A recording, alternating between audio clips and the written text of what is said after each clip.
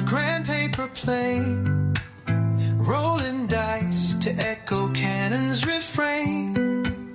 Kingdoms rise within this tabletop dust. In strategy and chaos we place our trust. The generals lean with a calculating stare. Hands of fate guide moves with a flare. Tiny hills climb where valleys fall steep. Battles fought while the house stays asleep. Wargaming dreams on a six-sided star. In this microcosm we travel so far. Heroes die small, but their legends grow large. In this tiny world we're always in charge.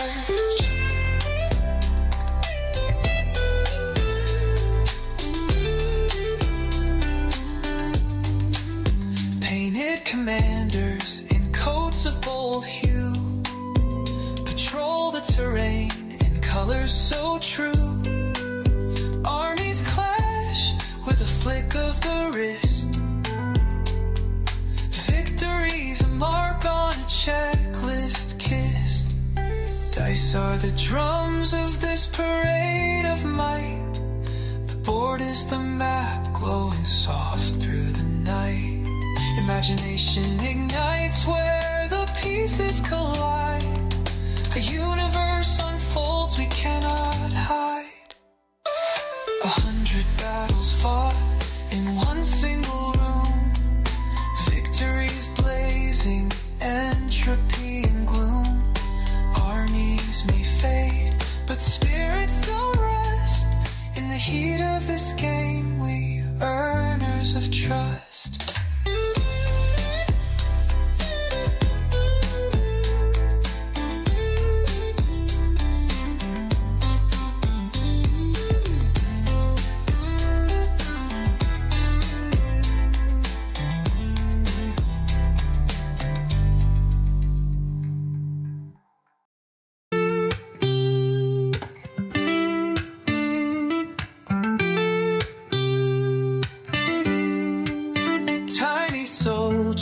On a grand paper plane, rolling dice to echo cannon's refrain. Kingdoms rise within this tabletop dust. In strategy and chaos we place our trust. The generals lean with a calculating stare. Hands of fate guide moves with a flare. Tiny hills climb where valleys fall steep. Battles fought while the house stays asleep. Wargaming dreams on a six-sided star. In this microcosm we travel so far. All right, hello again everybody. This is Derek. And I am back at you with another episode of our Wargaming Weekly, which in this case was bi-weekly. It's been a couple of weeks since I did my last Wargaming Weekly. Welcome to Wargaming in Miniature. What we try to do here is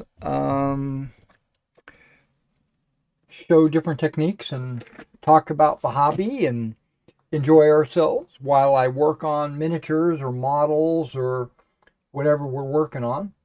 You're welcome to comment or chat. It doesn't mean I'm going to be able to read them because usually the chat is way over there on that other monitor, and I usually have magnifying style glasses on when I'm doing my work, and when I there's no way for me to see the monitor. Really, I wouldn't be able to see the chat. But from time to time, I can see that there is chat, and then, like there is right now, and then I would switch glasses so that I could read it. And it looks like Joseph says daring. Oh, okay. Well, I'm not sure how daring I am, but it's Derek. Actually, is my name. I know. I when people say Darick, because believe it or not, there are people that see Darick and they immediately don't think of Derek, because when you think of Derek, you think of ER, right? Not AR. And so they immediately go Darick. But then I have to remind them that daring, just like you spelled, is spelled that way, DAR, and it's Derek. Okay, so these are the fences from this set. This set is the Sarissa set we're going to be working with. Sarissa Precision. It's this barn right here. These are the fences that come with this set. This set came out of a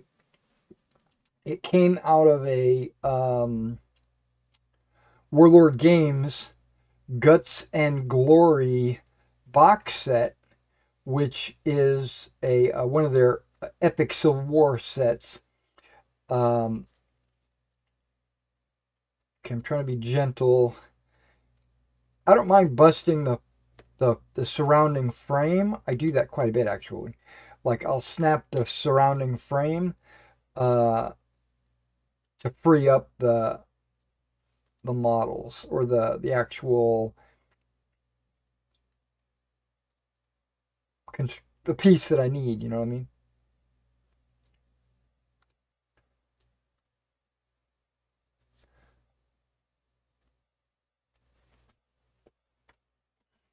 Now, I've already popped out all the pieces for the barn itself, but I didn't pop out the pieces for the fencing.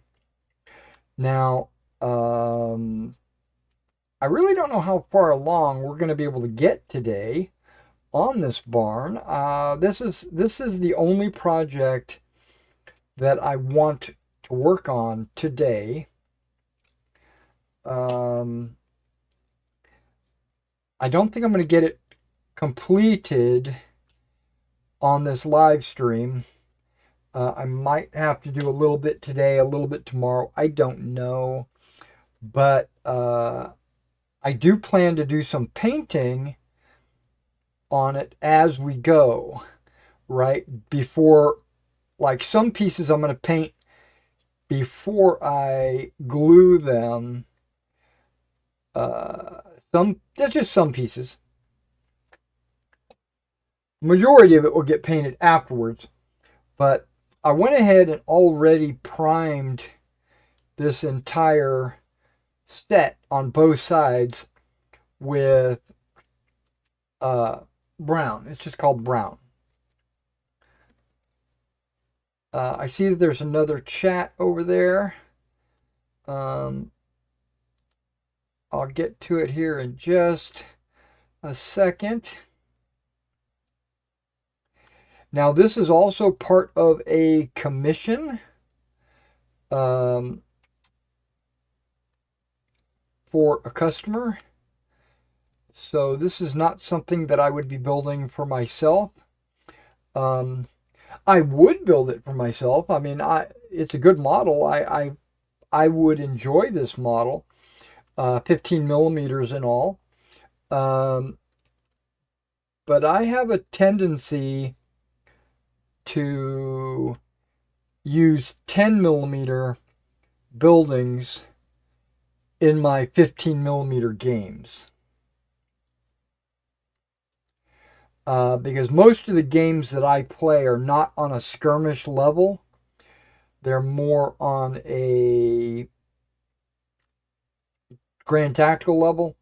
So, like, a stand of models might have like 6 or 8 figures on it, and that stand would represent hundreds of men, right? And so one building in 15 millimeter wouldn't represent one building. It would represent maybe a town sector or a clump of buildings.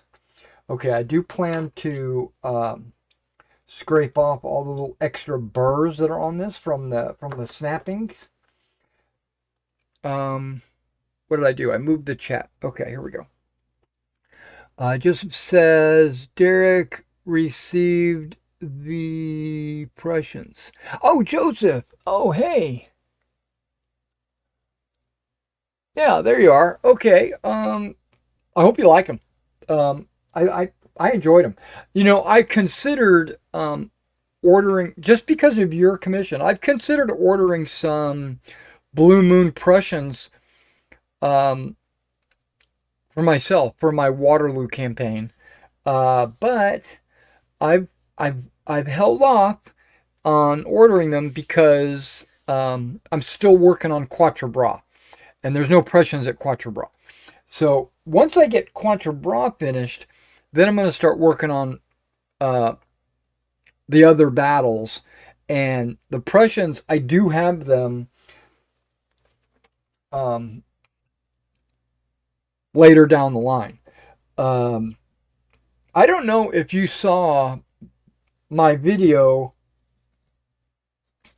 of the Prussian flags that I ordered for myself from Fighting 15, because that's where I get all my flags. Oh, I didn't open this? Well, that's balls. Okay. Hold on, we gotta open this bad boy. Just so you know, I'm drinking Rain Total Body Fuel. It's Orange Dreamsicle. I thought about doing a video. I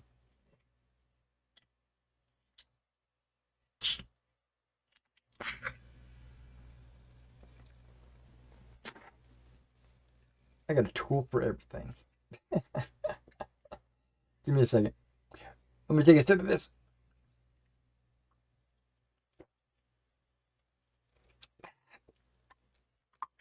Okay, I thought about doing a video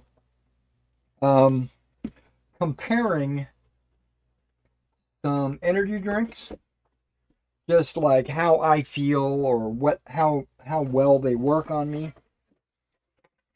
There is a monster called Orange Dreamsicle, and I was thinking that that would be a good one-to-one comparison, because I love the Monster Dreamsicle. I think it's my favorite. But then again, I haven't tried a lot of these others.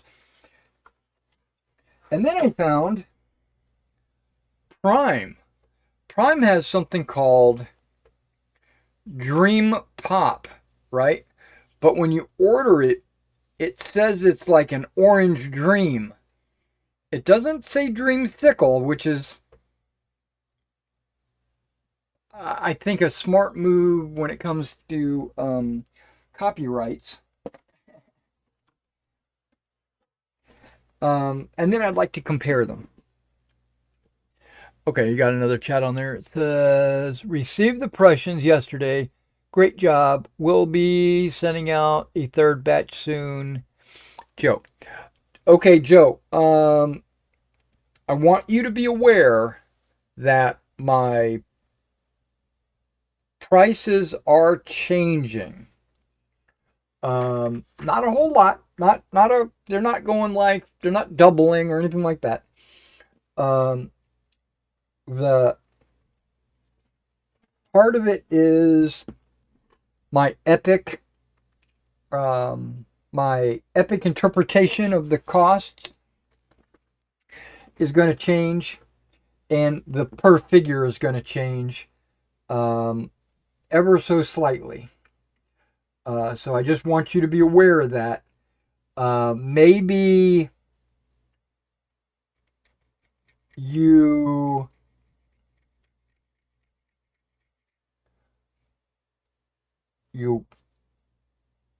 hold off until I make that change. I was thinking about making that change today.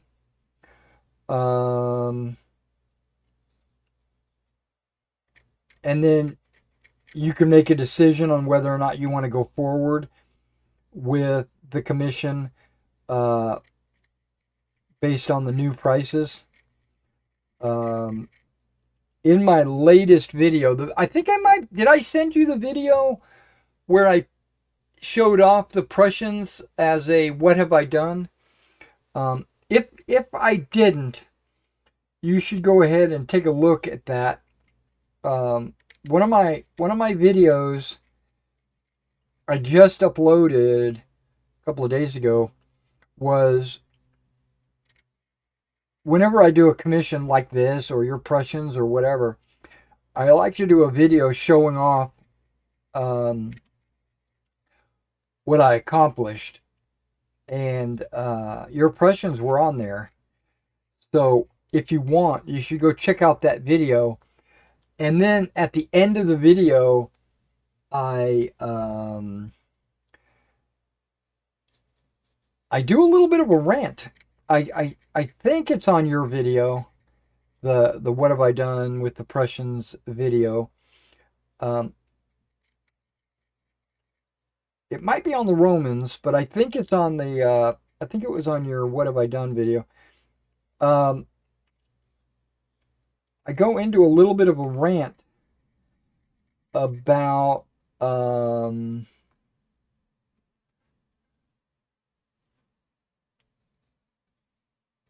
my price schedule and how much I charge and why I think that I'm charging too little.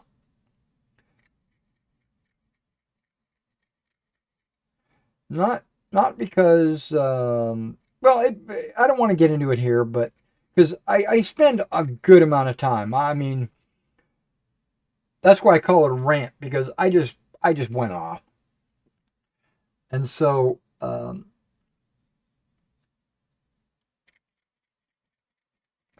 and during that video I said that I was going to work on my pricing and update my price sheet, and I never did. I've been putting it off because I don't really know how much I want to raise. I've been thinking that I need to sit down with a calculator and just do some math, maybe take 30 minutes and do some math on how much my supplies cost, how much time it takes to actually do these miniatures. I've been painting on commission now for a couple of years, and I have a pretty good grasp about how long it takes me to paint units. When I first got started, I didn't really have any idea how long it would take me, because previously when I did all my painting, I pretty much did it at my own pace and just painted when I had free time, or I would go to work, I would come home, I'd paint a couple hours and watch TV and play some computer games or whatever. And so when I decided to do this on commission, like charge people for it, I didn't really know how long it would take me to do a unit.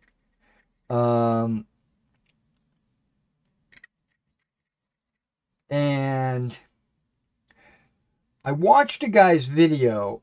It was a while ago, a couple of years back, right before I got started doing commissions. He said that he painted his own models, right?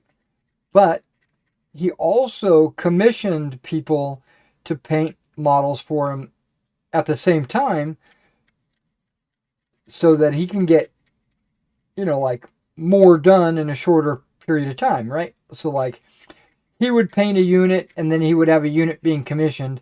That way 2 units are getting done at the same time, right? And I thought that was pretty interesting, like that there are people out there that even though they're painters, they might still get other people to paint. I had a friend when I was in the Army. He was a chaplain, by the way. It just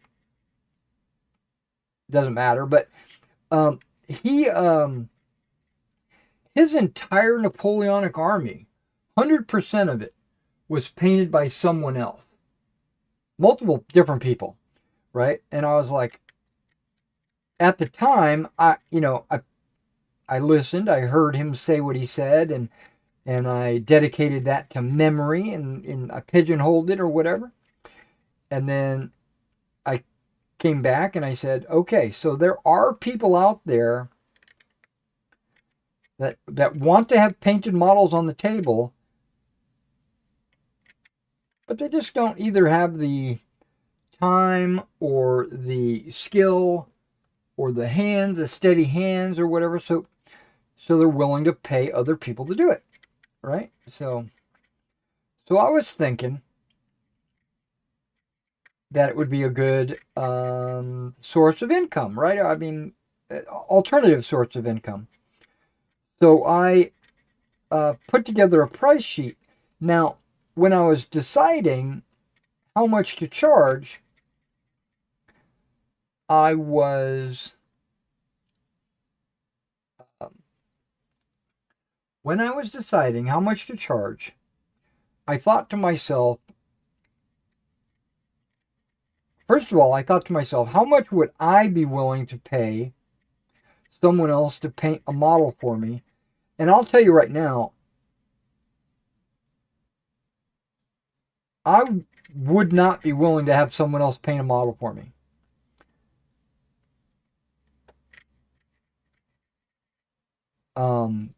Just being transparent.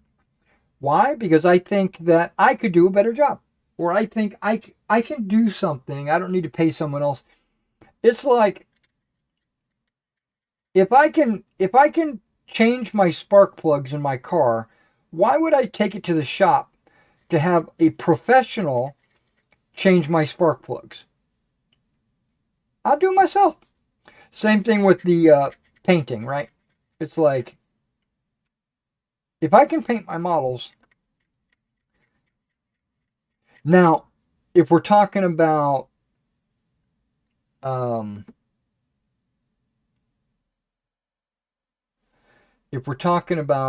maybe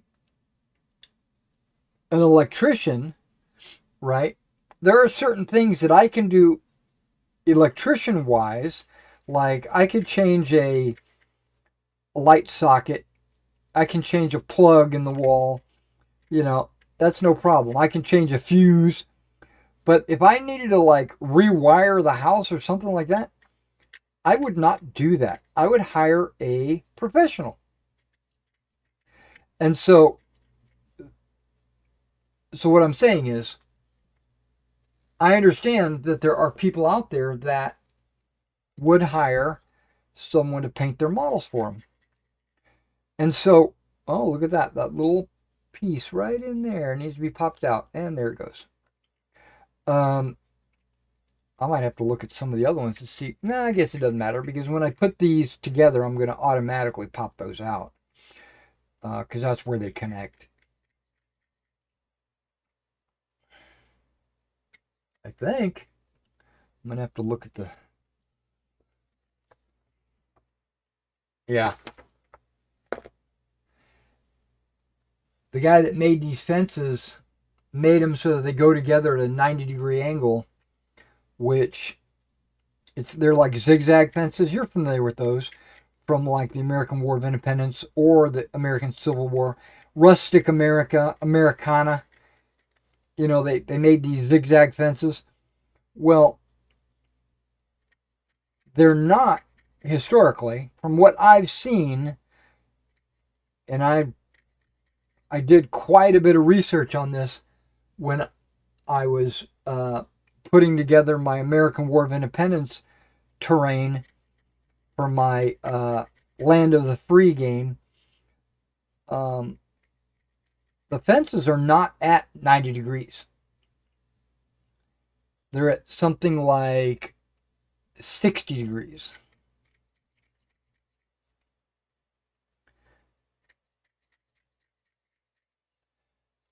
They're not like this. They're more like this.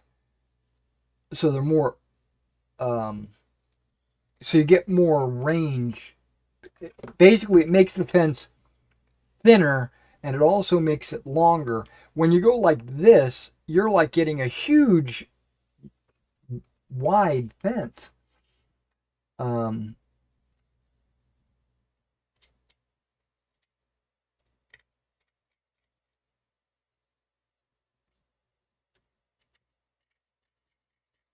So if these were my own and not a commission,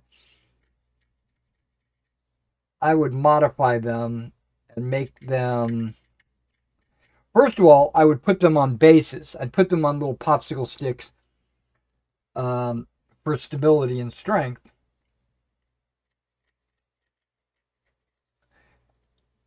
And then I would not have them go at a 90-degree angle. I would have them go more to 30 or a straighter. They would be straighter. Okay, so I set these prices, and or I should say I was thinking about setting prices, and I watched this guy's video, and you guys might have watched him. You might have seen him. He was playing a lot of like Hail Caesar, and I kind of dug I dug him quite a bit. And his name is, I think he's called. It's not the Seventh Son. That's not. It might be the Seventh Son. No, it's not the Seventh Son, because that's the guy in England. This guy's in the U.S. It might be the Seventh Son. No, I don't think so, because that's the guy in England, unless they have the same name. But either way, he's kind of a metalhead. He does a lot of like fantasy stuff and historicals. He plays a lot of things that I play, and so I watched a few of his videos. I haven't watched any of his videos in years, but I don't even know if he's making any videos. But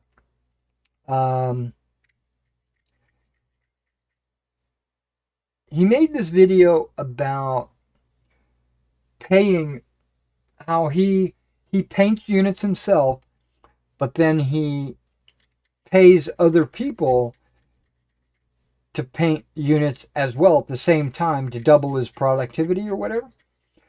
And in that video, he talks about prices, and he said that the going rate, and this was years ago, guys. Remember, this was years ago. He said the going rate was anywhere between $6 to $9 a figure, right? And I thought to myself, $9 a figure. That's kind of high for a paint. That's what I was thinking, right? Looking back on it, I'm like, whoever was charging $9, as long as they did a really good job, if they did like a gangbusters job, then I could see where $9 would be okay. Okay, looks like some of my band-aids on my fingers are coming off. So when I set my prices, he said 6 to 9, and I'm thinking, okay, I'm going to shoot low, because I don't know what kind of customers that I would receive. I don't know, if it would be worth doing, or how many people I could get to hire me and stuff like that. So So I deliberately shot low. And lately I've been thinking to myself, specifically with like miniature prices going up and shipping rates changing, paint prices changing.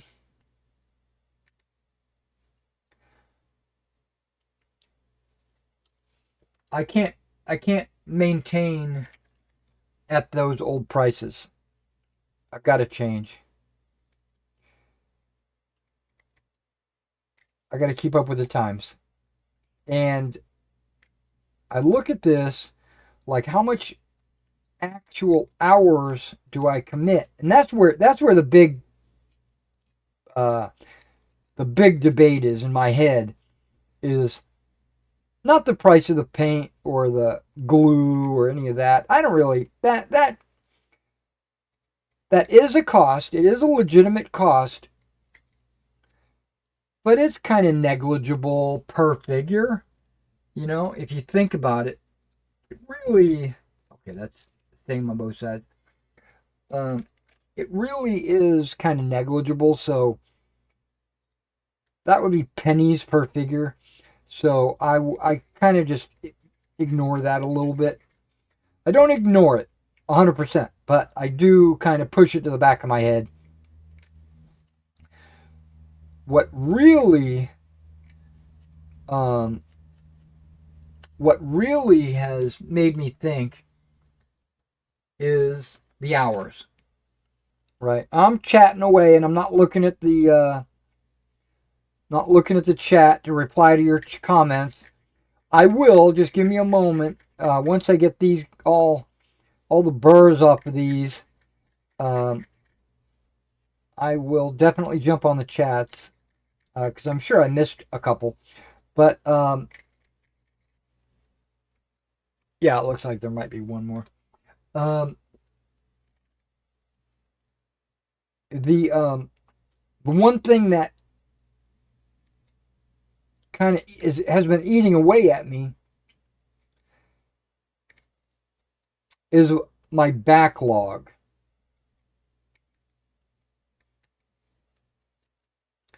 I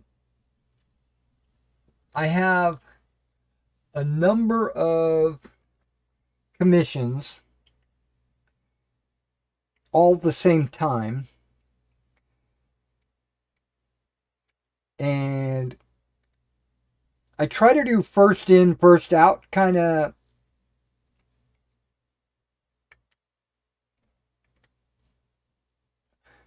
a what do you call it,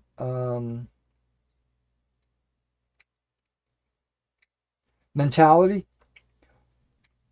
But that's not always the case because a lot of times I can do multiple commissions at the same time, and like while I'm waiting for one to dry, whatever the situation is, I could be working on another one. So I can work multiples at the same, multitask. You have multiple commissions going at the same time. I try not to do that when possible. I try to do first in, first out. But it doesn't always work that way. Especially when like one person's commission is 500 models and another guy's commission is only 24 models. I'm probably going to get the 24 models finished first. I might be working on all of them at the same time, but those 24 models will probably be finished first. And the guy with the 500 models might get his order broken down into multiple shipments, like I'll do 200 at a time or something like that. Possibly. I'm just speaking out my ass. Like the guy here on this commission, this barn And there's a few other models that go with this barn. He gave me the entire box for Guts and Glory, right? Which is somewhere around 800 models. And he said to him, don't do them all at once because you can't afford that, right? And I understand that.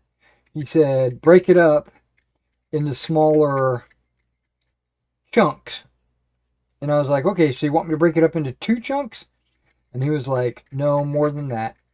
And I'm like, okay, no problem. We can make this happen. I'll work with you. So what I did was I broke it up into 4 chunks. And this is, or maybe 5.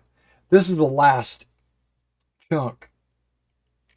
It's the building, the fencing, and then the officers and the dismounted cav and skirmishers. But basically the odds and ends.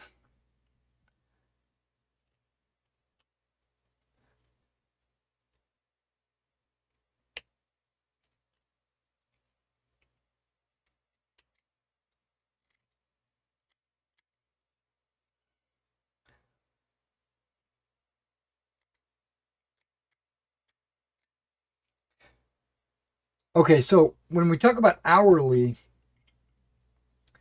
I thought about this, and I thought about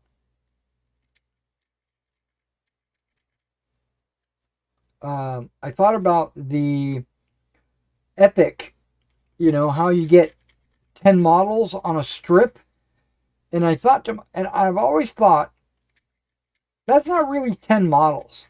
It's really one model. It's just very oddly shaped and really long. But it's also not 15 millimeter.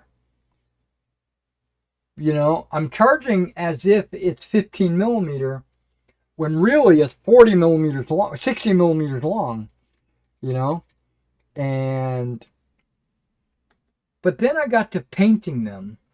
Oh, well, let me back up. So I charged as if they were 15 millimeter models because the way my pricing is, it's 15 or smaller. And because of 13 and a half, I charged as if they were 15s. But the strip comes with 10 guys on it. And I thought to myself, I can paint that faster because it's a strip. I shouldn't charge for the full 10. So I told him, I said, I'll charge half price for the strips because they're easier to paint. And so I'm not going to charge you for a full 10 guys. We'll just charge you for 5 guys per strip. That was a mistake.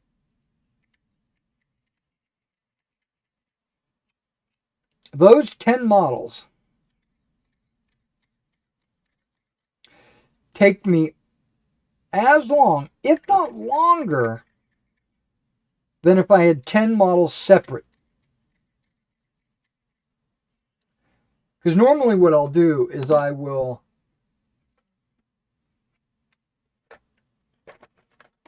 put models on a strip like this. This is the rest of the commission, by the way. I put models like that on a strip, and I'll paint them individually, and everything's good. But when you have your 10 guys shoulder to shoulder overlapping super close, it actually is kind of hard to get down in there and paint the areas between them two, because you might have like a bag or a knife or a canteen or something like that, and it's tucked away between their bodies where it's super tight and it's hard to get to. I found it to be very hard to paint those models. Plus, they're not 15 millimeter. They're 13 and a half. Whoa, there's no birds on this one at all. Okay, yeah, there is. I was like, dang, I thought this was going to be like perfectly clean. Okay, right there at the top.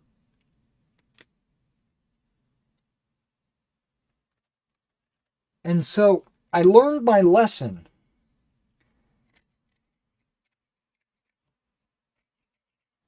They're not 15 millimeter for one thing. They're 13 and a half. So that makes them a little bit harder right away to get all the canteens and the haversacks and the little Bowie knives that they've got and the belts. I have to use like a really fine tip brush to get all that detail, and I have to really zoom in with my eyeball to see all these details to get painted. But when I actually paint, I'm painting all the boots, I'm painting all the faces, all the hats, all the weapons, all the packs. Basically, I'm painting everything. So I felt to myself, this should not have been. I made a mistake in giving it to him at half price. But I still feel there is a little bit of, there still is a little bit of a discount that needs to be applied because their arms overlap, their shoulders blend together, and you don't really have full view of the model. So I'm not really painting 100% of the model. I figured I'm going to change that price and give them a 25% discount.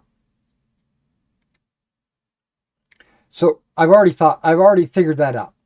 Epic, if it's a strip, not individuals like those skirmishers, but if it's a strip, I'm going to give them a 25% discount.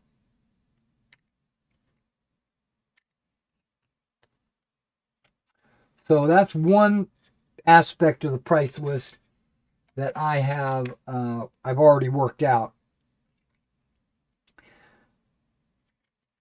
Okay, I was wondering, okay, this piece kind of shows me exactly. I was looking at the picture and I was noticing there was like a wooden beam that went along the side, and based on this picture, and it looked, I wasn't sure if there was going to be a separate piece of cardstock. Sometimes they give cardstock that you can place along the edges of the windows and stuff like that. And there was no cardstock in this set. So I was like, okay, I'm either missing the cardstock or it's molded into the model. And looking at this model, I can see it is molded in. Okay, that's good.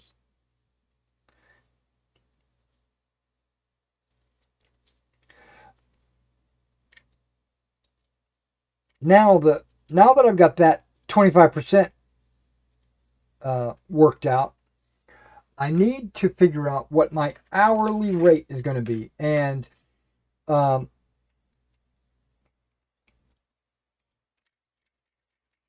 I should say what I'm willing to accept as an hourly rate. If you were working on someone else's toys or car or at work, wherever you work, whatever you do at wherever you work, even the janitor, just whatever it is, mail carrier, janitor,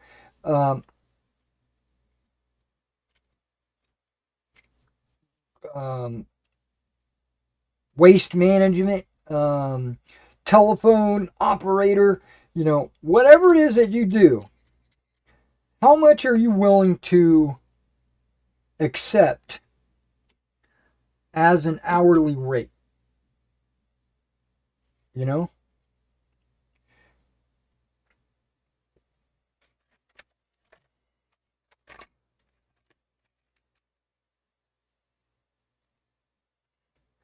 Now understand, I'm working from home. I don't have a set schedule. I do this when I have free time. I force myself to work on stuff because I want to get it out. Just like Joseph, right? I want to get his stuff out because I know he's got multiple projects and he only wants to do one at a time. So the faster I get it to him, the faster maybe Joseph will send me his second project, you know? So I'm motivated to do that.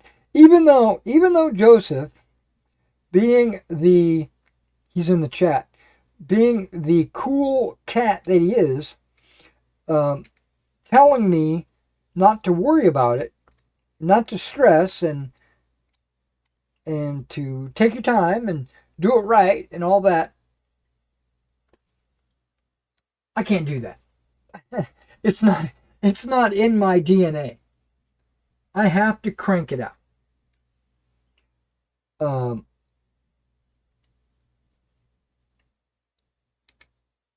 I guess it's because I'm a baby boomer, I guess. I just believe in a hard day's work. But I no longer, okay, and this is another thing. I no longer go to work.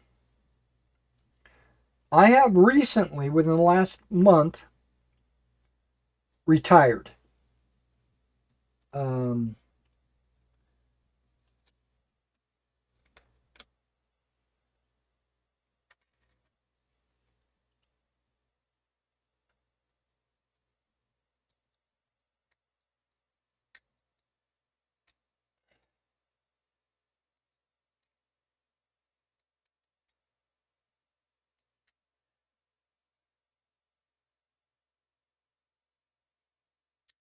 Okay, this one's a little pain in the behind.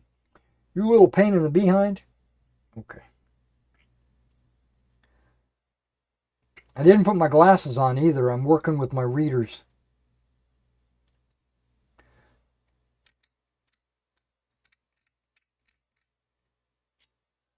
But it seems to be okay. We're getting there. I'm almost done. I'm only doing the chimneys now.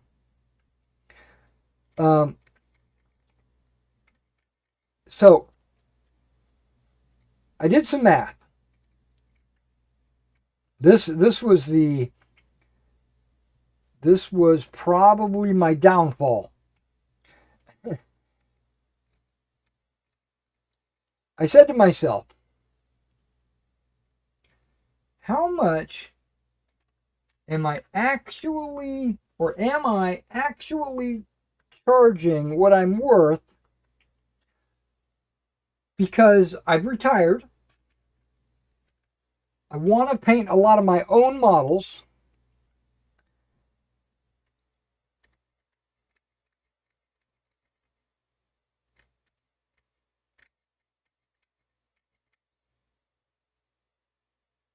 And I've also noticed that I had a really large backlog of commission work. I had some American War of Independence. No, I don't. Wait. American Civil War. I had some Napoleonics. I had some World War II. All at the same time.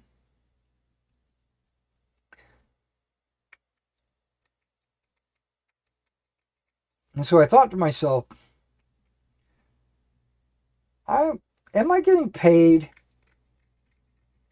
appropriately If so, then okay, no big deal. We'll just leave it and we'll just go, we'll just keep driving on. Or am I undercutting myself? Am I not getting paid what I'm worth? Because apparently there are a few people out there, not hundreds, not like that, not Walmart, but there are people out there that like what I do and are willing to hire me to do their work for them, right? So I said, okay, let me do some math. The first thing I wanted to know is, how long does it take me to paint a unit of about 25 models? I say 25 because it's easily divisible, right? It's actually 24 models. So how long does it take me to paint 25 models? Okay, that's all the burrs are cleaned off.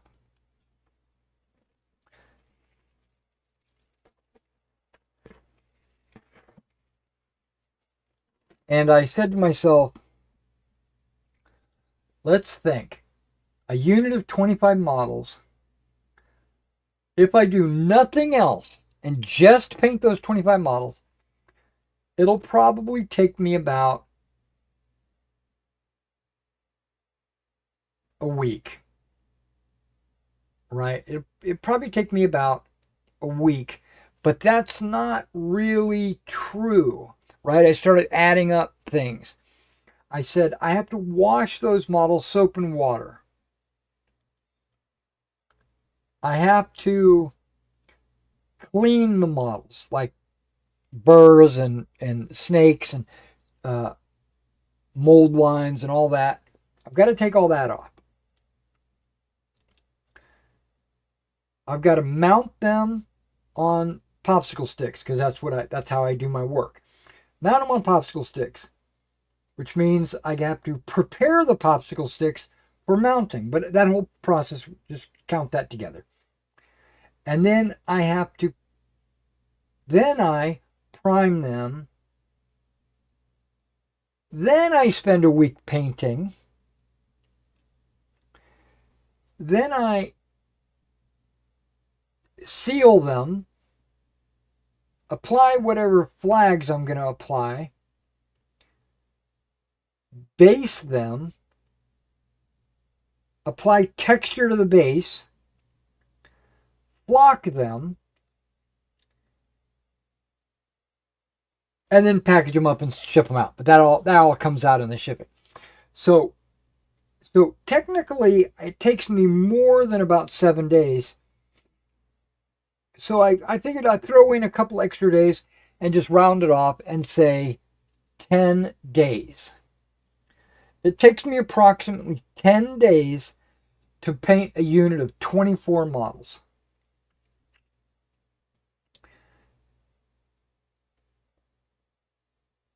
And then I thought, there's costs. The flock, the texture paste, the glue, the sealant, the washes, the various paints, the soap, the water, all that. And I just basically say, okay, that's a cost, but it's negligible because, like I'll buy a big tub of glue, not glue. Well, I do buy a big tub of glue, but I buy a big tub of glue, buy a big tub of soap. And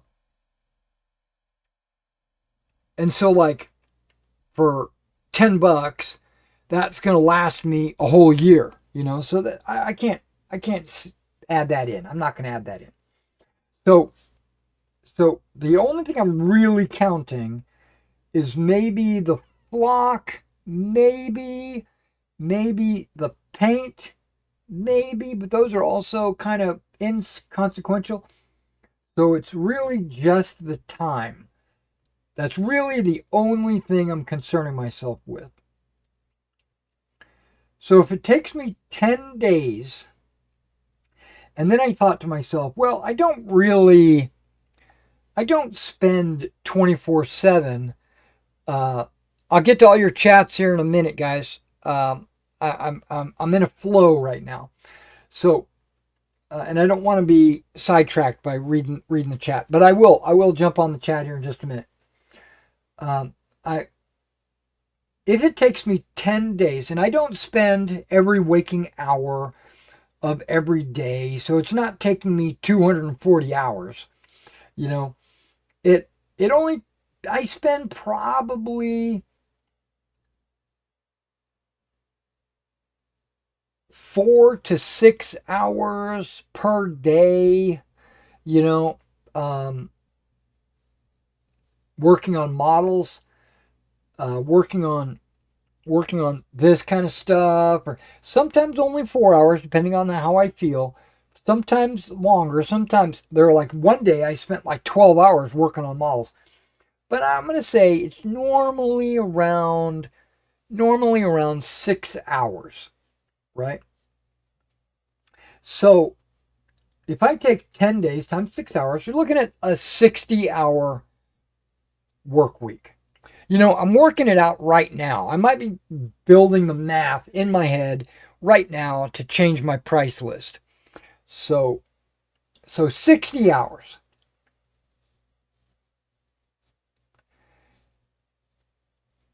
To do a unit of 24, approximately.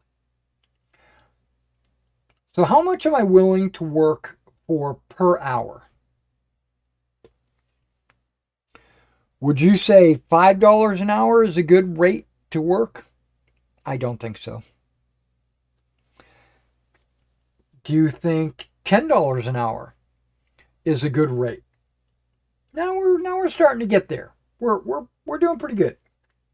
I mean, if you live in California, they've got what, a $30 an hour minimum wage? Living wage is, my understanding, in some places, they say it's $15 an hour is minimum wage. I grew up in a time when it was $5.50 was minimum wage. And then it went when I got out of the army, I think it went up to $7.50. And then more recently, I think it's 15 in the area. I don't even know. But I think with my retirement and the fact that I love painting and working on models, $10 an hour is probably okay for a unit.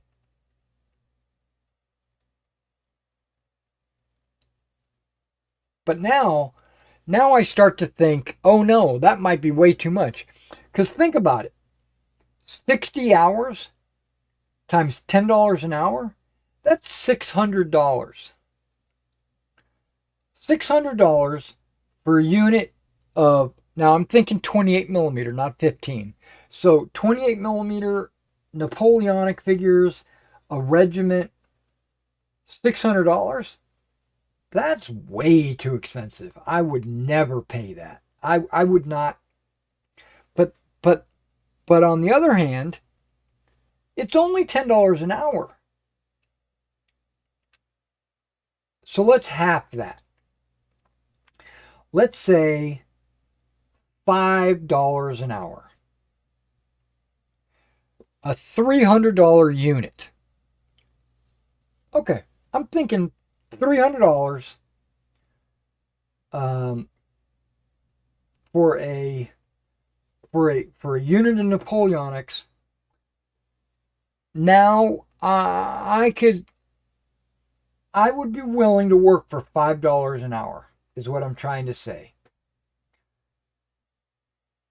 That is insane in my head. In my head, I'm telling myself, Derek, what are you doing?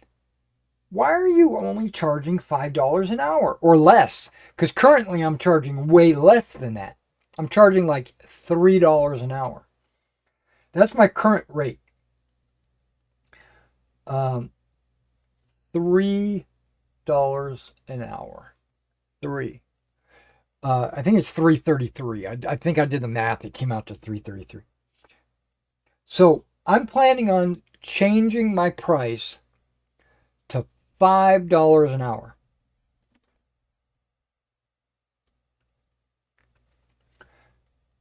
So what is that per model?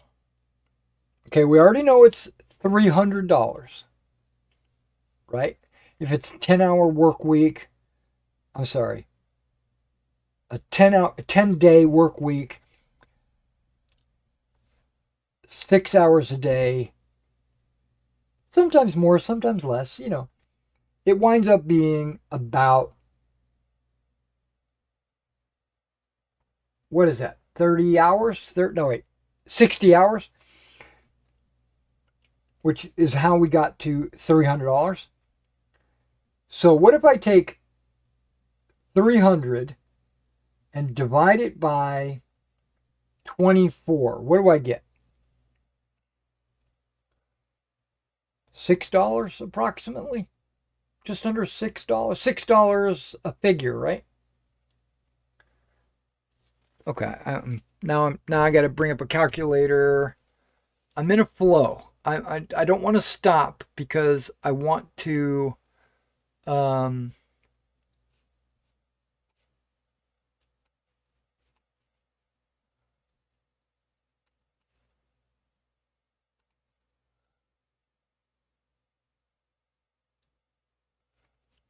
okay, so if I take $300 and divide it by 24 models. Okay, $12.50 a model. $12.50 a model. This is 28 millimeter. $12.50 I think is a little high.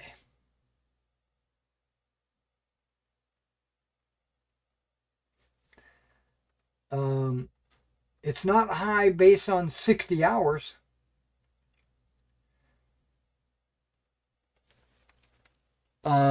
If I went with $10 for a 28 millimeter times 24, this is easy math, $240 for a unit.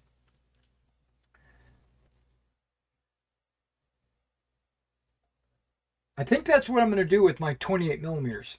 I think I'm going to change it to $10 an hour.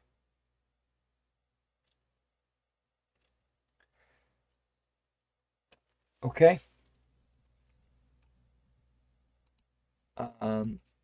That's pretty straight up. Now my 15 millimeter stuff, because I have multiple price ranges. I've got 28 millimeter, I got 20 millimeter, and I've got 15 and less. I think I would like to break off the 6 millimeter and then the 6 to 10 millimeter, I guess, because 10 is like really hard, but maybe I should include the 10s with the 15s. So 10 to 18. No, maybe I'll put the 18s with the 20s. But either way, having it go incrementally down.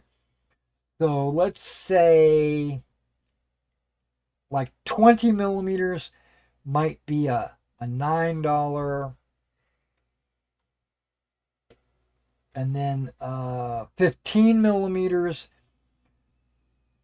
15 to 18, well, actually it'd be 10 to 18, might be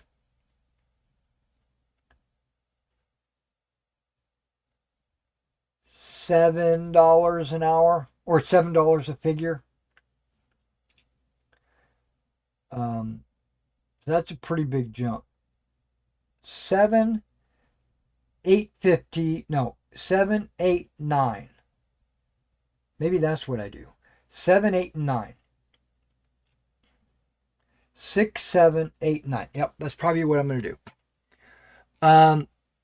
So hypothetically, if you had a 15 millimeter unit and I'm charging $7 an hour, not $7 an hour, $7 a figure times,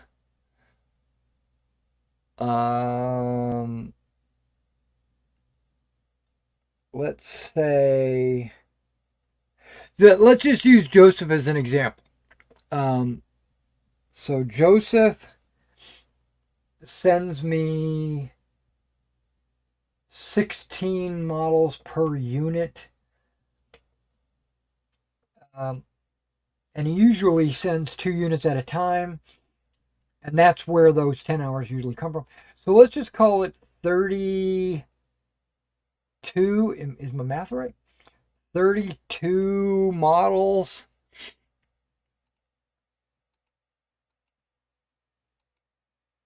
Yeah, 224. That seems reasonable.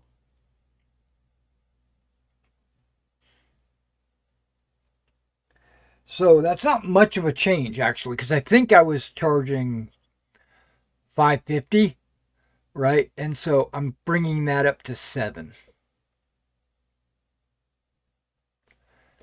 Yeah. Let me put a note here on my notepad so that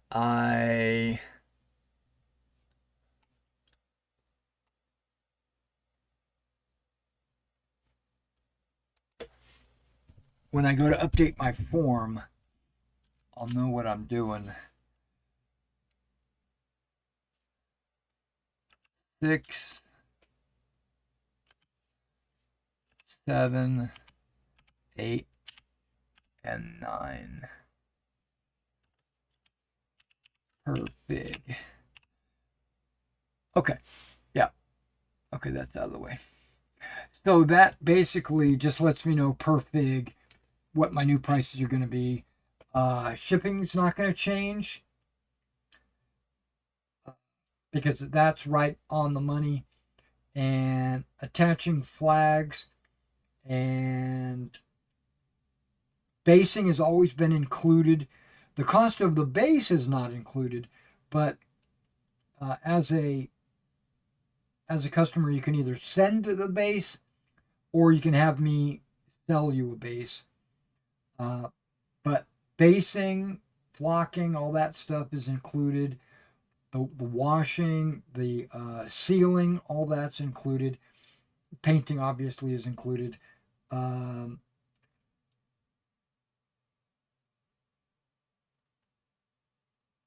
Flags, I'll mount flags for a fee, but if you provide the flag, then there's no charge. If you don't provide the flag, then there's a charge, and only if I have the flag.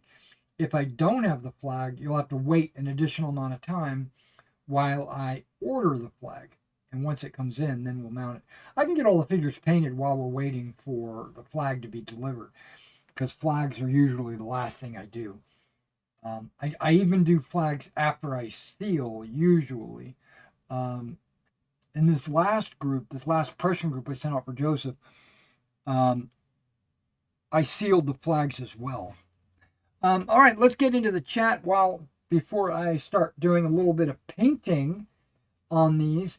I want to paint a little bit before I start assembling, just because it's going to be easy to like go while it's like this. If it's built like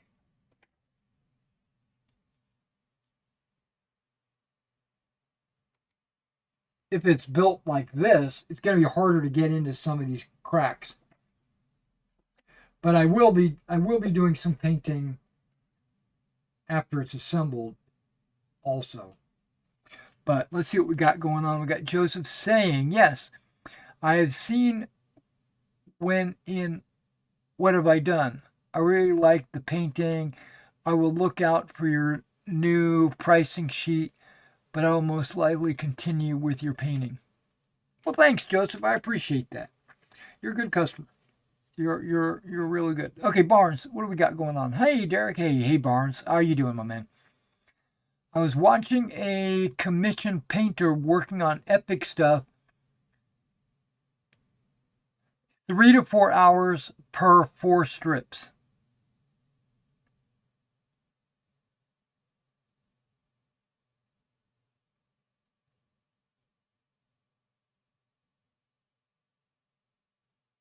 No idea what his rate though. Okay. I won't touch those monstrosities with a barge pole. Horrid scale. You know, we're right there. Barnes, we're right there. I don't like 13.5. It's so bad that Sarissa doesn't make 13.5.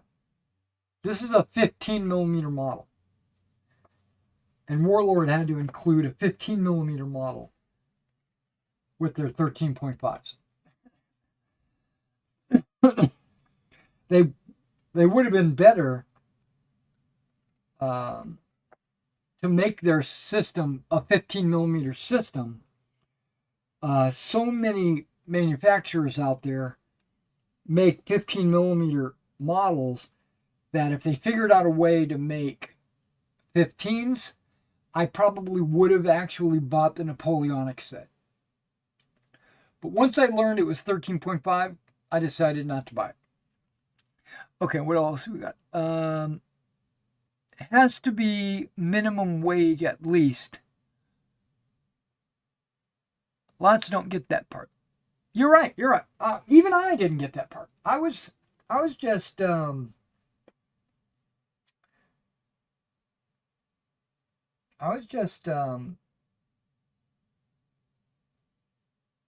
going by gut feeling. You know, like, does that feel right? You know, does it feel like it's too much or too little or whatever? Okay, we're gonna do some painting, so I'm gonna throw some gloves on. Now, 3 to 4 hours for 4 strips. I'm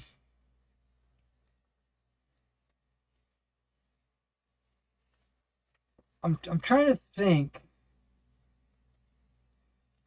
because when I painted this commission for this guy, I didn't paint just 3 or 4 strips at a time. I painted usually 2 units at a time.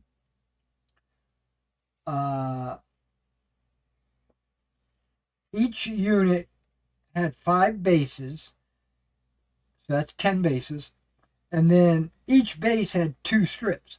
So I did 20 strips at one time for this at a time, because there's like 7 units in strips.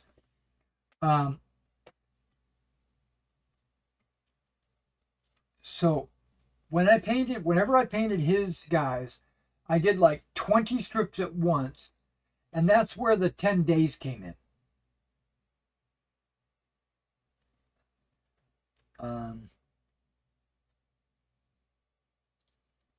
And I painted around 6 hours. So 5.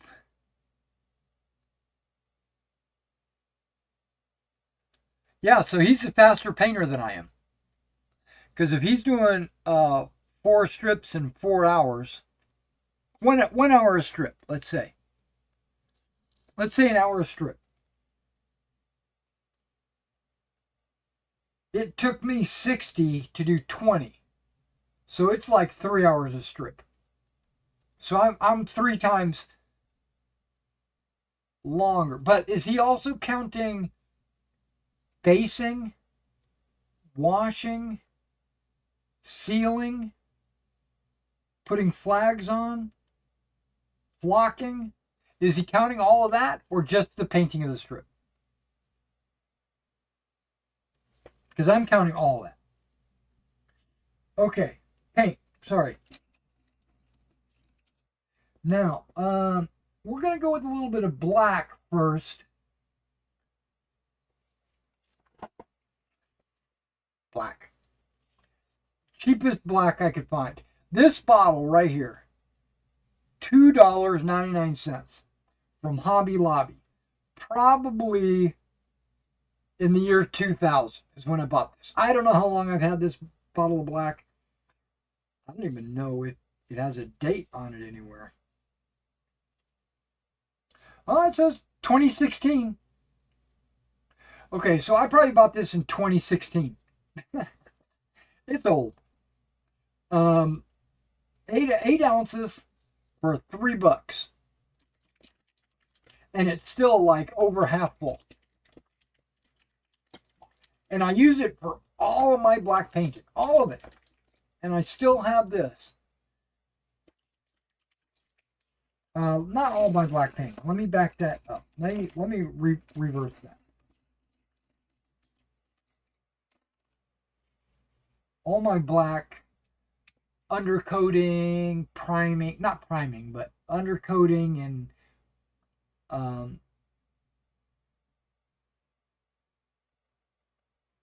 don't know what the word I'm looking for is. Base coating, I guess. Because I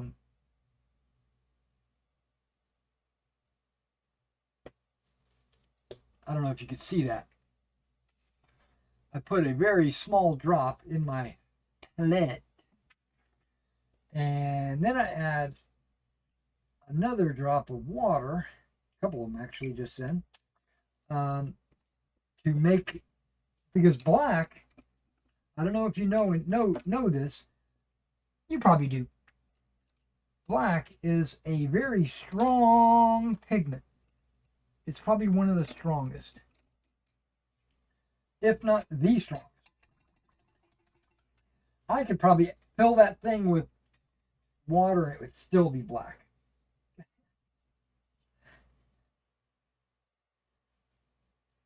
And just because it's a cheap paint doesn't mean that the quality is cheap. Oh, I can't see anything. That's because I'm still wearing these bad boys. Okay, let me put on these Coke bottle glasses. This is my painting glasses. And what I'm planning on doing is getting in all the windows.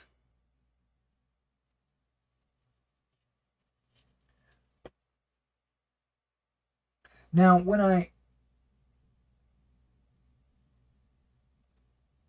and I'm not even trying to stay in lines.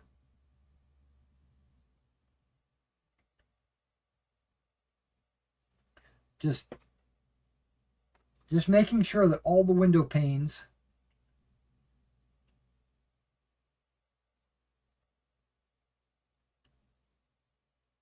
are painted. Now, one of the things that, just like that, one of the things that I know, and everybody should know, please, if you're making an MDF building from any company, Tabletop or Sarissa or whoever, even who are the war bases or whoever you're getting your MDF from, make sure that if you're going to paint it any color, prime it. And I recommend a spray primer just because it's easier and it's faster. And the color that you prime it can have an effect on the ultimate outcome of your model. But I recommend priming with a spray primer, maybe even 2 coats. And it also matters what company that you use.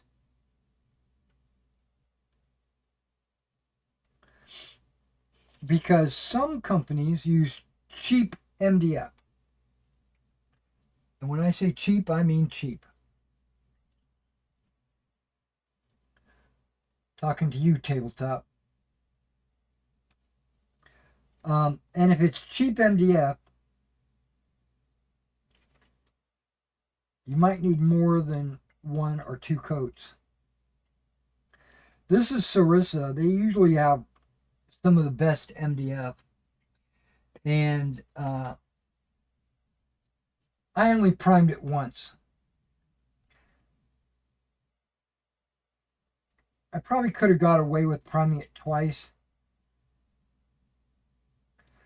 But knowing I was going to paint it anyway, I didn't really concern myself too much with that. And the main reason is because MDF is a sponge. If you paint it, the MDF will soak it up. You know, and then you won't get a very good coverage.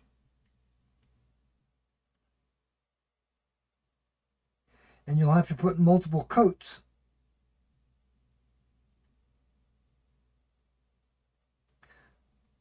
But if you prime first, just think of that as one of the coats.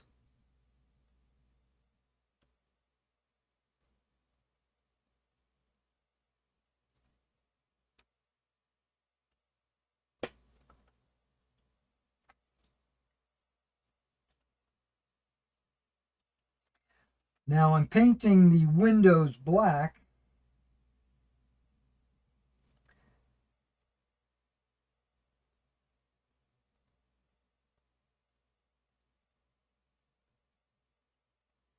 Because I'm planning on going in there and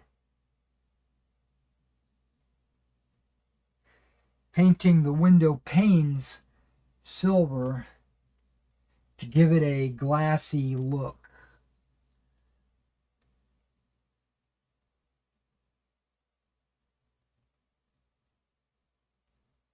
Okay. All right, that's all the black that I wanted to do.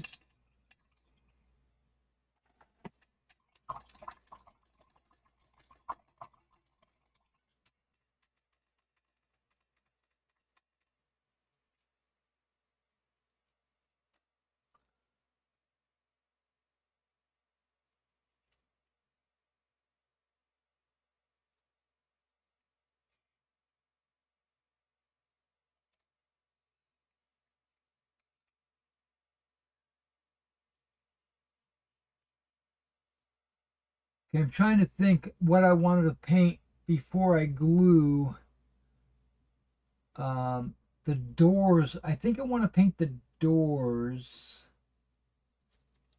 and the doorways. Okay.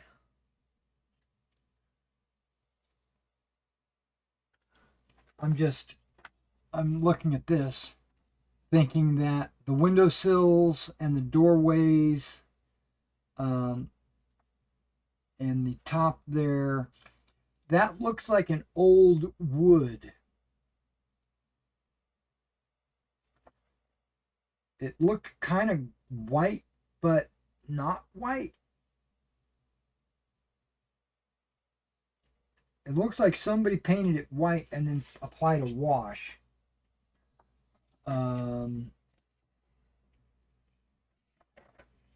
I don't want to paint white. Not pure white. I think what I'm going to paint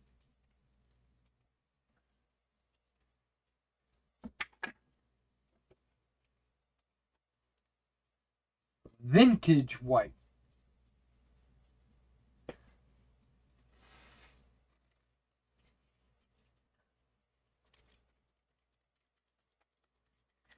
The vintage white will be all the doorways, the windowsills, and the doorways. Not the doors themselves. That I'm going to paint something else.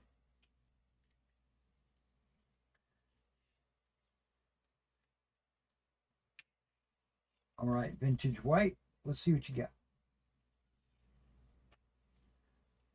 Now, because this is a folk art, and it's not black, I'm not adding any water to it, because folk art tends to be a little thin anyway, pigment wise.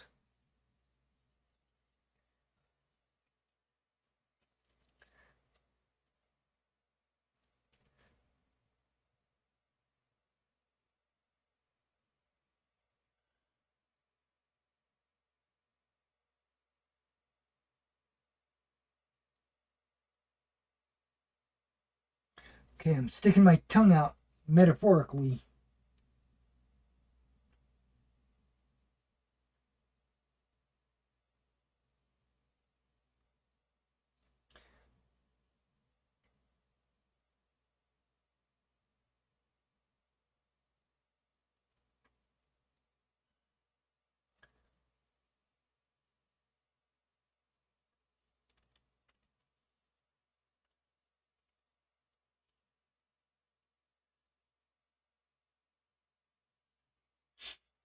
This is way easier to paint this way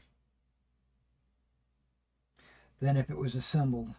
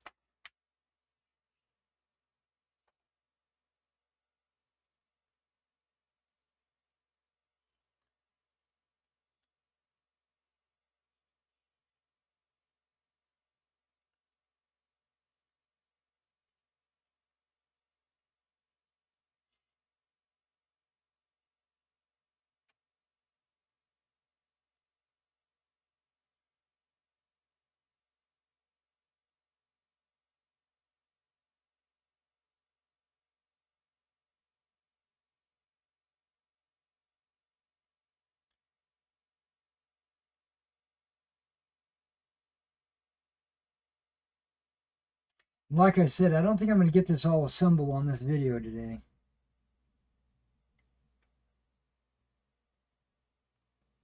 Normally, I only stream my Wargaming Weeklies for about 2 hours, sometimes a little bit longer.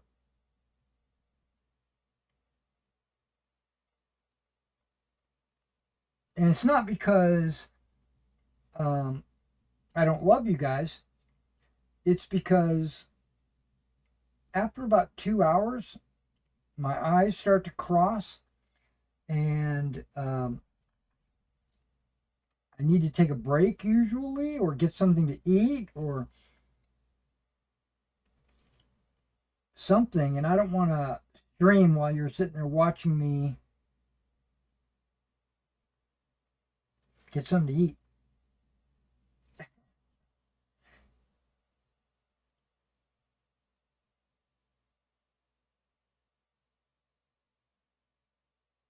Now, I was going to stream some Star Citizen and some Skyrim last night. I had scheduled a live stream for both of those.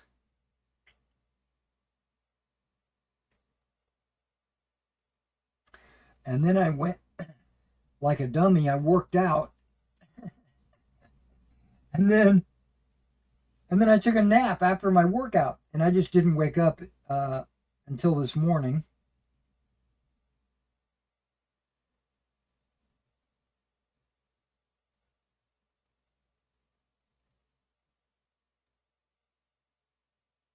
That teaches me never to work out. No, I'm playing.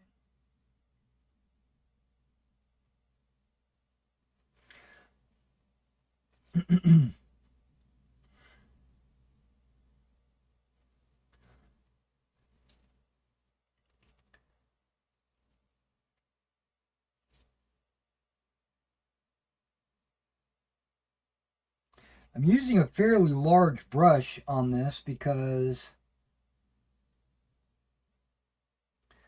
I can.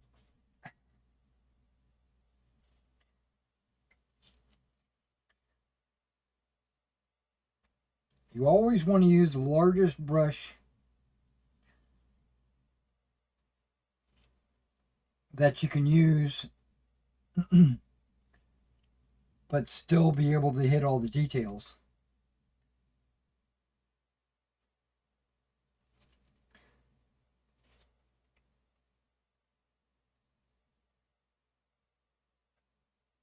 Because it transfers the most paint.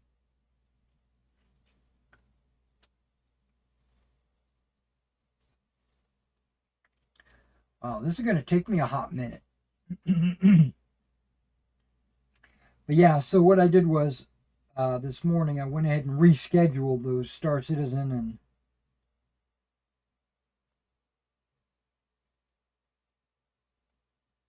Skyrim game for tonight.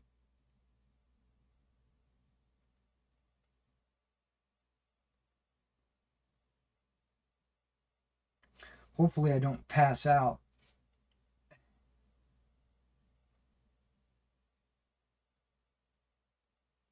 Because now I've got a normal sleep schedule. Like I woke up in the morning, which I almost never do. I usually am awake all through the night and go to sleep in the morning and then wake up in the afternoon.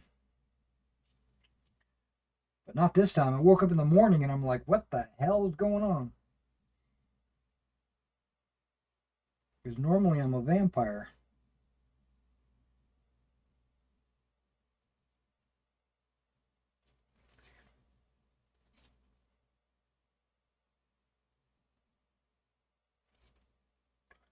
Now, I've also noticed that this white is being absorbed by the MDF. And it's creating kind of a cool effect. Because the brown primer is kind of shining through a little bit. It makes it look more vintage. It was a happy accident.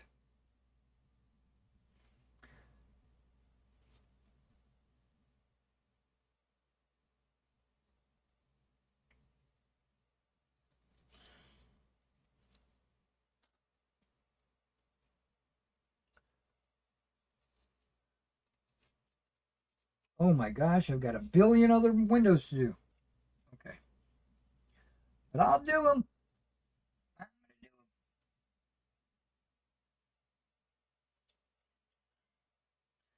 But I bet you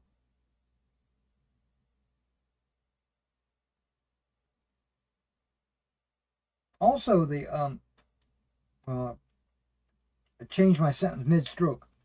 Um, I bet you I only have enough time to do all the windows. And then the second thing I was going to say is because Sarissa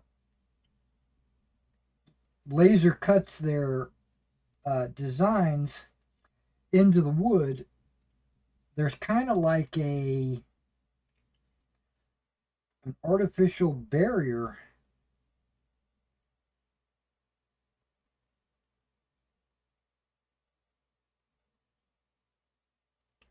that helps me from accidentally painting where I shouldn't.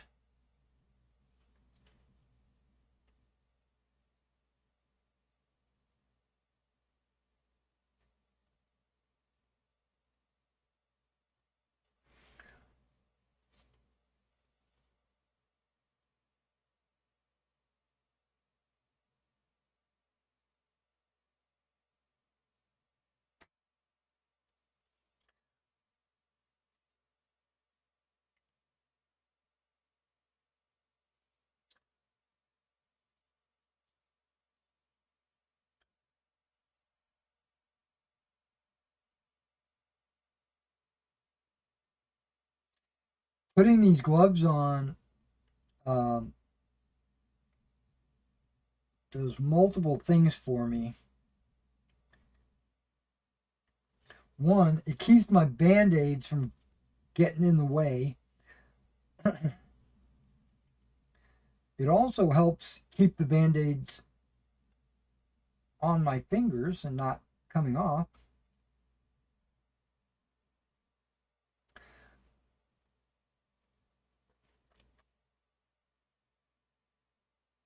but it helps prevent blisters, which my fingers are like super sensitive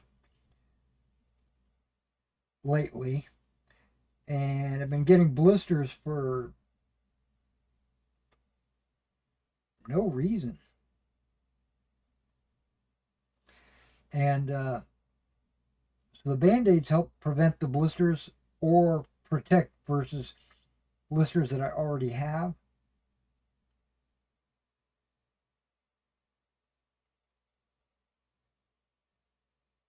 And finally, it helps not get paint on my fingers.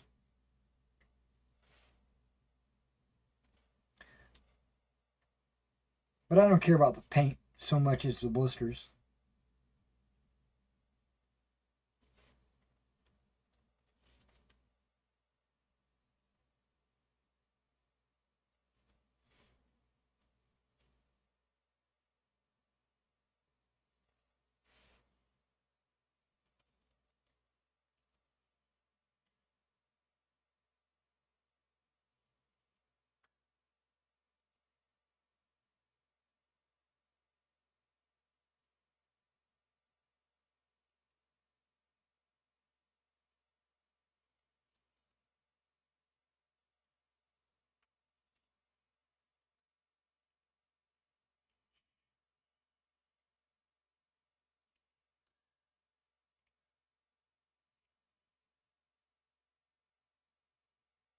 Okay, I'm getting low on paint.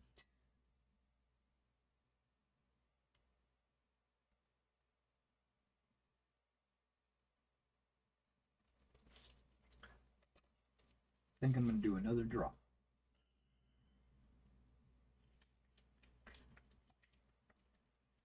So in French, it's Blanc Antique. In Spanish, it's Blanco Antiquo. In English, it's vintage. So why does it call vintage when two other countries are calling antique?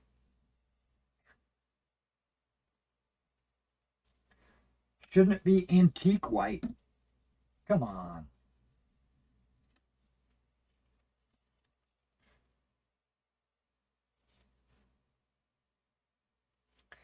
So I've used a number of different craft paints.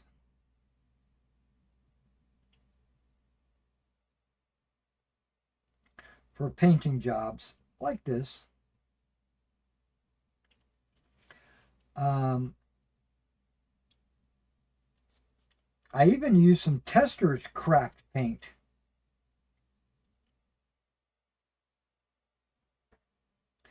And I'm going to have to tell you that folk art has the best pigment. Meaning it covers the best.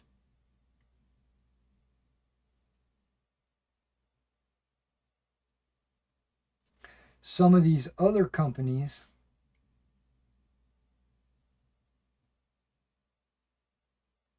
like Cremacoat or Anita's or some of these others, they don't have Apple Barrel. That was another one. They don't have good pigment usually.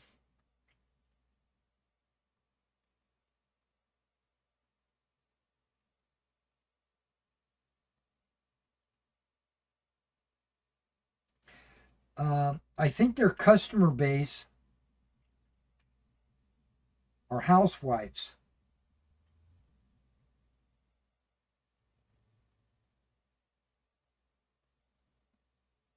Or teenagers. Not like myself, that concerns myself with things like that. So they basically can get away with it.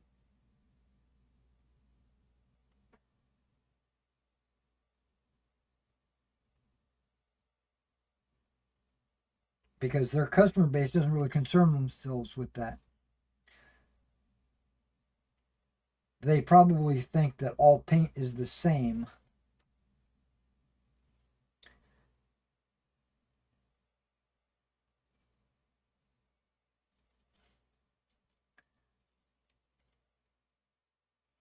But folk art, on the other hand,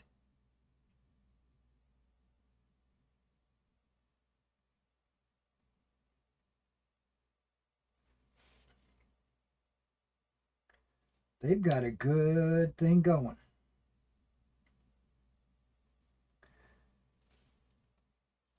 I would say they're on par with some of my hobby models. That doesn't make sense.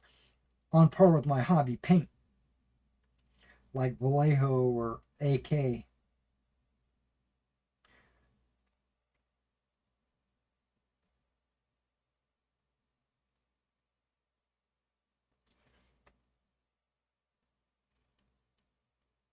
I've started to fall in love with MIG. I started with Vallejo.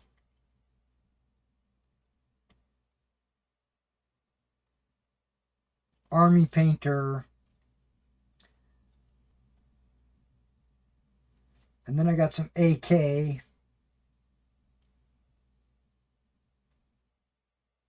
And then just recently, in the last year or so, MIG. MIG's really good.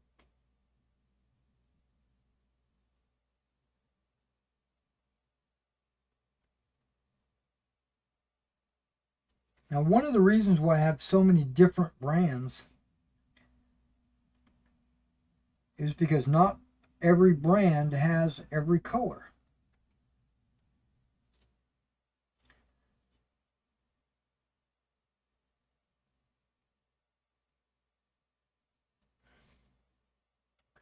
And I know I could mix some of my own, but I don't want to do that. I want it to be the same every time.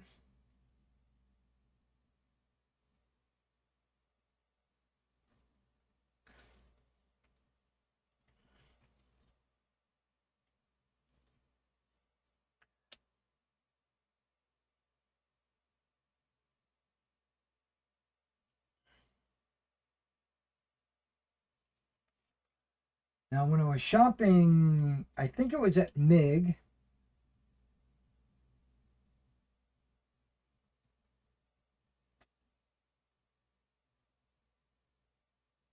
I found a brand new paint line there. Right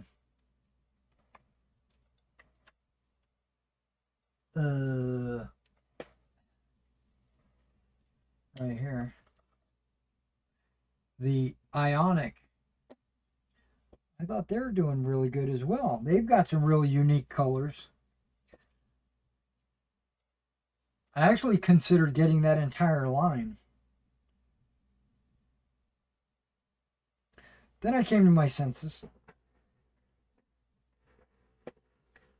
Said, I don't need to do that. Let's hold off on that.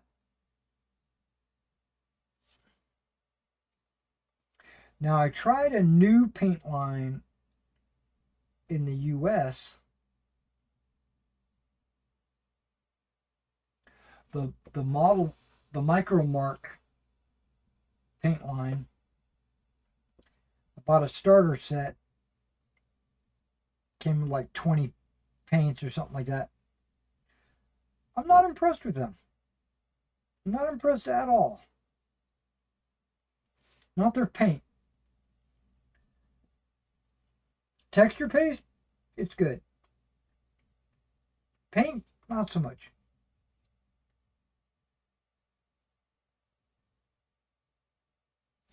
But their paint line is fairly new. They got their name to fame with tools. You know, like cutters and clippers and stuff like that.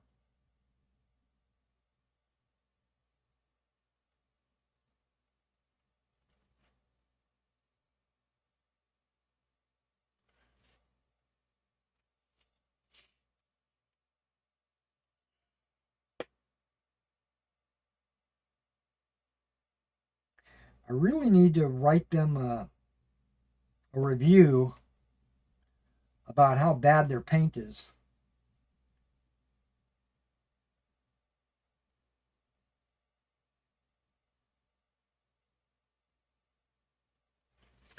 What got me well, not excited, but what clued me in was I saw a commercial of a guy painting something using the micromark paint. You know, they advertised it and stuff, and I was like, "Oh, that's cool. Let's check them out. Let's see if they're, they're made in America. See if they're any good."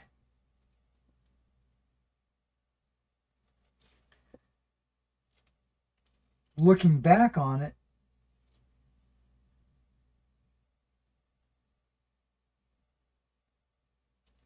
I should have known they would be bad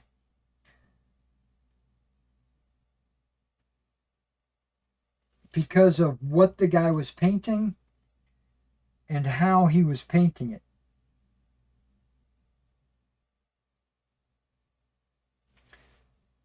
He had a gigantic brush, and he was rubbing the brush against the model,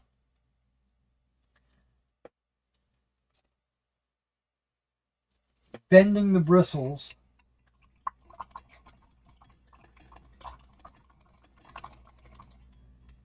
and you could tell this guy didn't know what he was doing.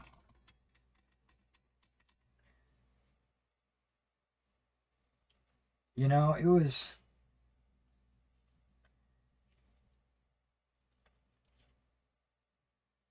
pretty bad.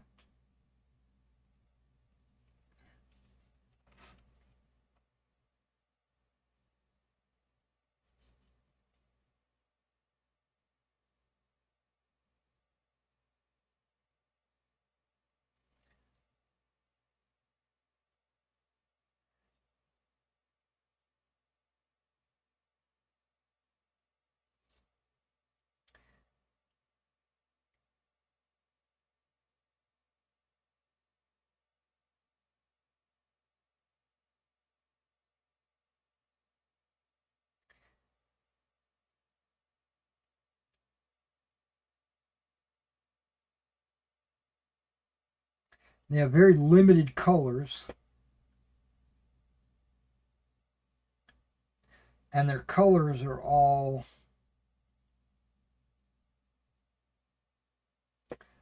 pastels or whatever. They're very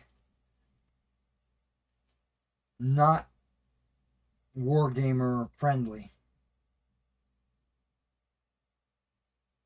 I mean, they've got a yellow, and and that's really my one of my tests for a paint line is yellow.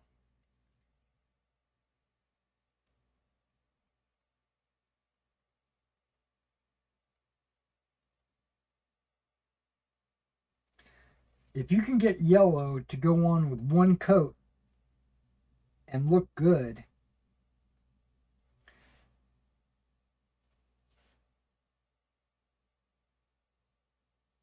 then you've got a good paint line. P3's got a really good yellow. Vallejo, AK, all these like military modeler brands, they've got good yellows.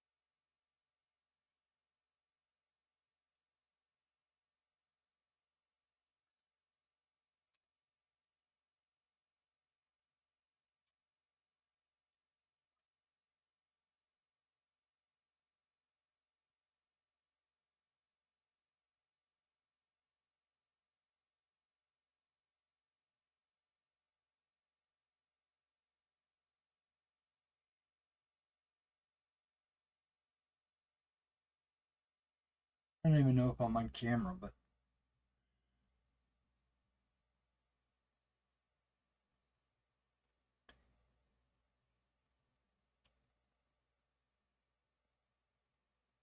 trying to be very careful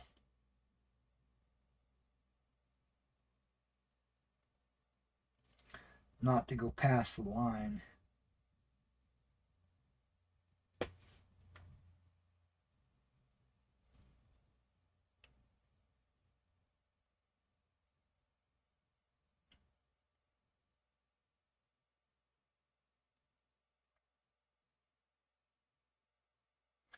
Normally, when I paint, this is something you might notice that I'll intertwine my fingers from my two different hands, or I'll mount them on the table, or if I'm holding them up, I'll try to hook them together so that if one hand moves, they both move in unison.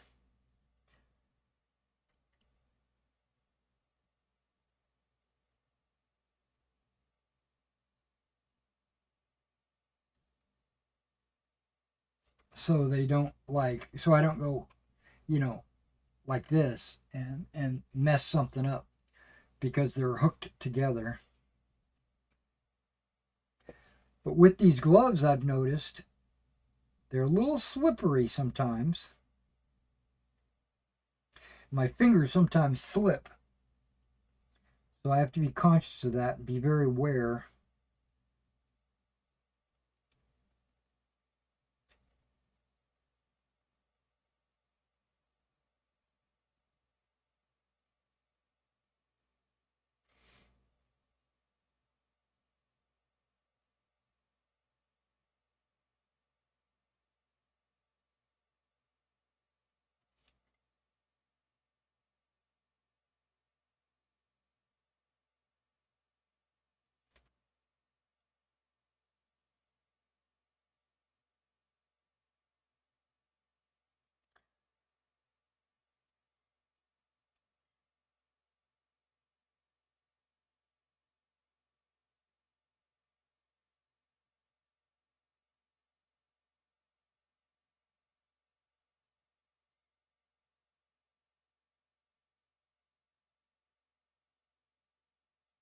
Up, almost messed that up.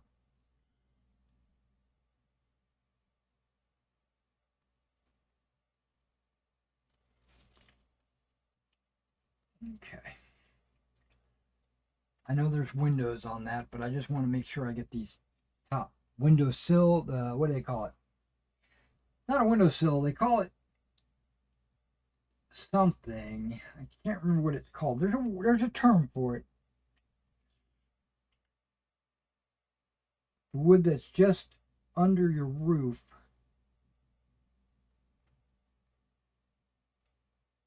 It's not an awning. There's another word for it.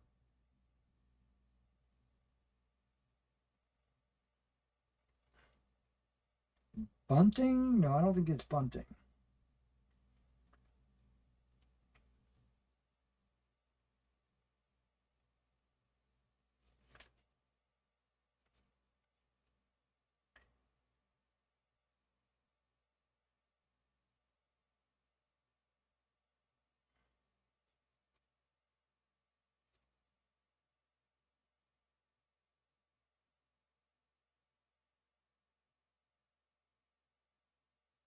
See, these pieces right here that I'm painting,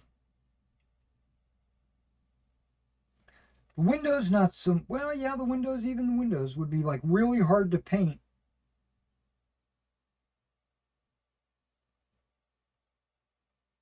after it was assembled.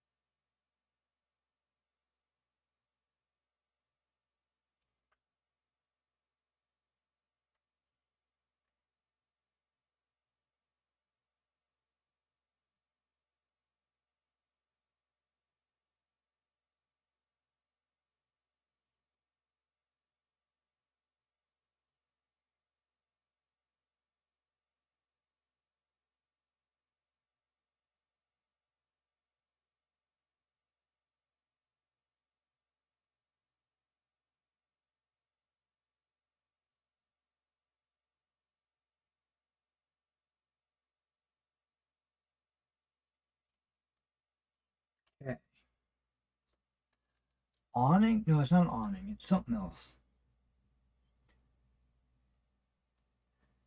Okay, I think I've got every one of those painted except for these windowsills and that doorway. I mean, I got all the roof things that I wanted painted.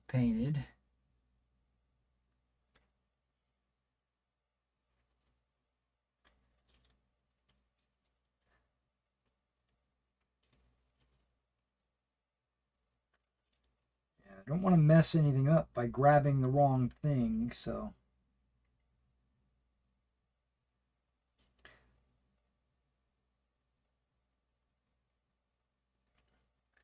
Being a little extra careful.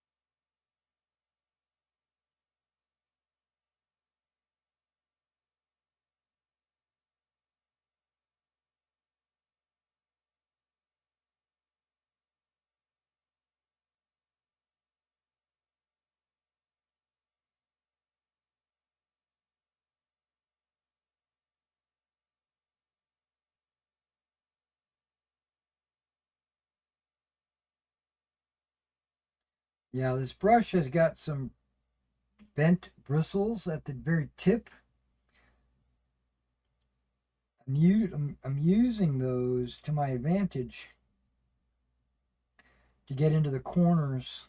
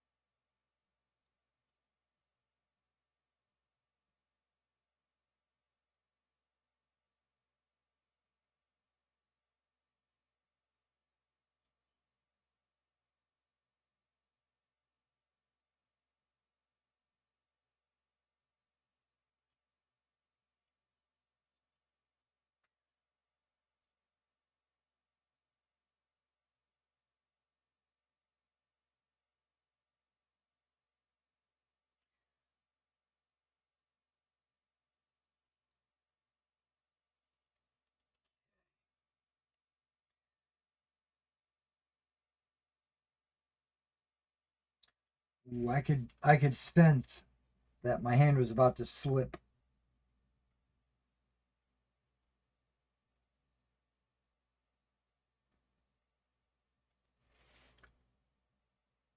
My fingers weren't interlocked.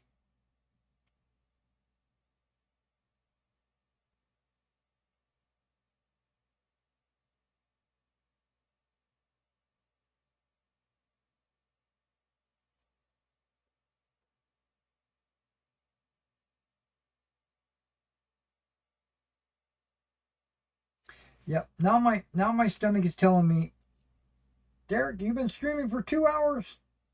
It's time to get something to eat. But my eyes are doing okay. I'm not getting all cross-eyed on me.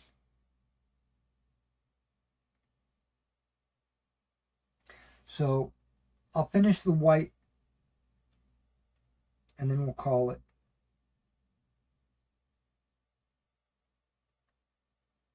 I'll paint more off camera.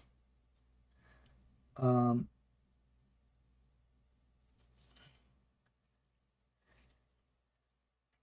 what I'll try to do is, what's today, Tuesday? Yeah, I'll try to be back on Wednesday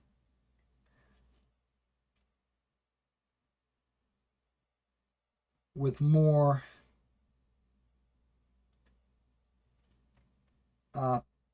painting and assembly.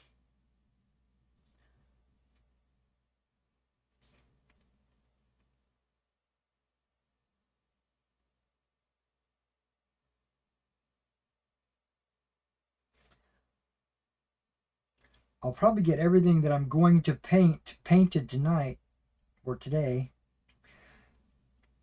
and then do the assembly tomorrow, probably. The fencing, I definitely want to paint after I assemble them. I'm going to do kind of some old, worn wood.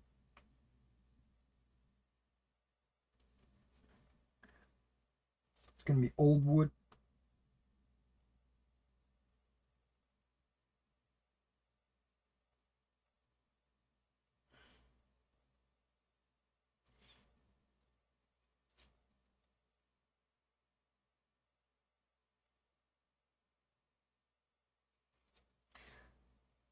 When I initially opened this package for the Sarissa model,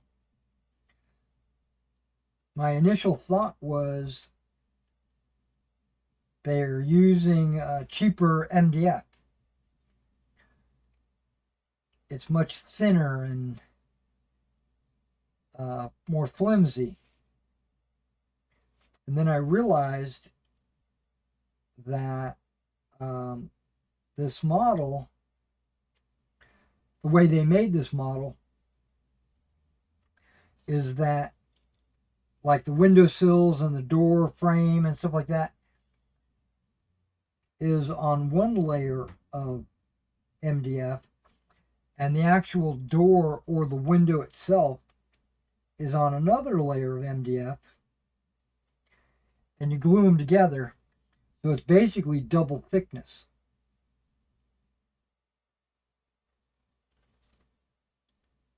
So I totally am okay with it being thin like this.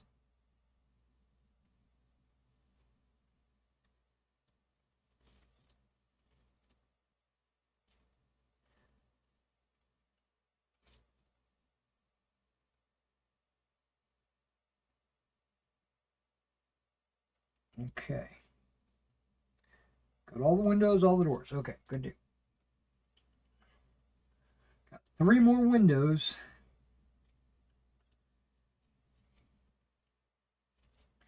And I'm looking forward to it.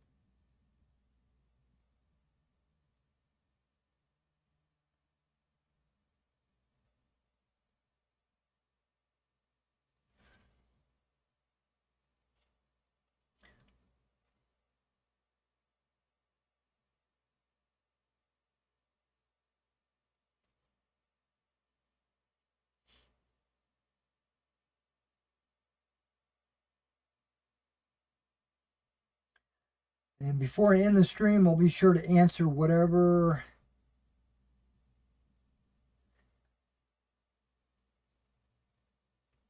comments or questions are in there. I'm just not looking at it right now.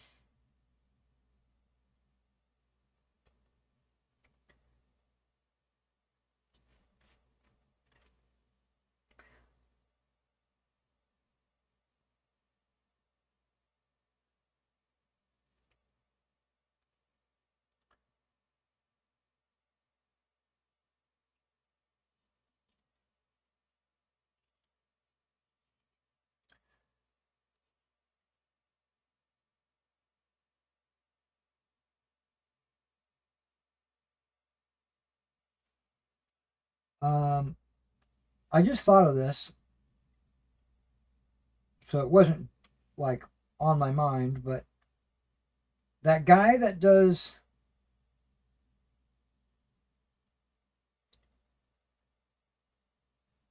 four strips in 4 hours, I'm kind of curious to know what quality his painting is.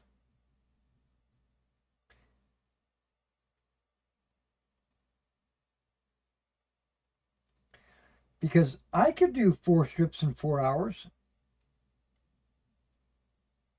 but they would look like crap. So I was just wondering, does he like speed paint?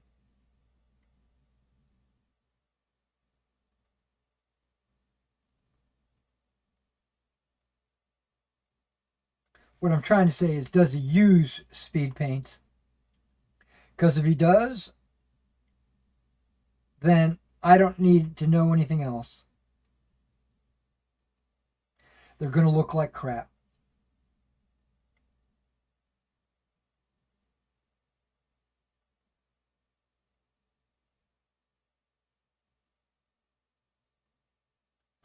And no matter how much sealant you use, speed paints will rub off.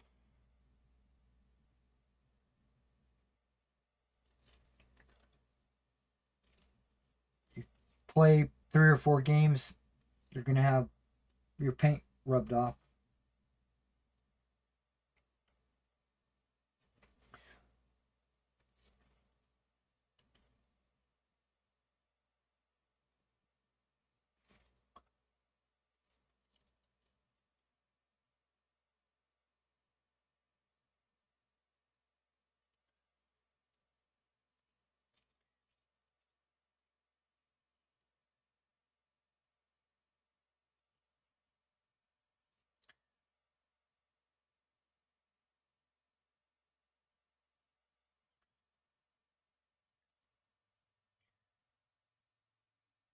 And speed paints tend to not have the right color.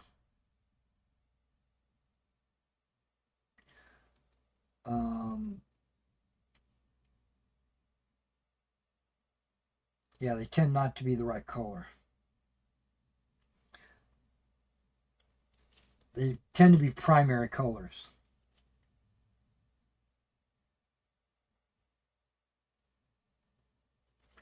You know.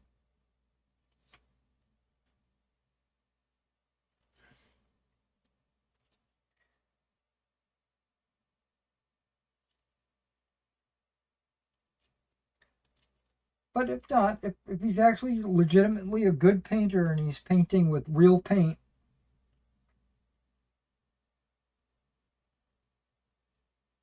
then he's just way faster than I am.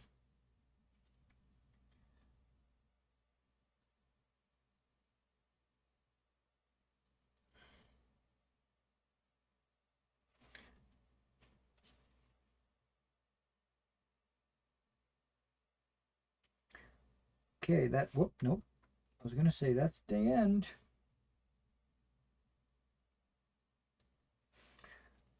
Okay, that window is done. That window is done. That window done. Okay.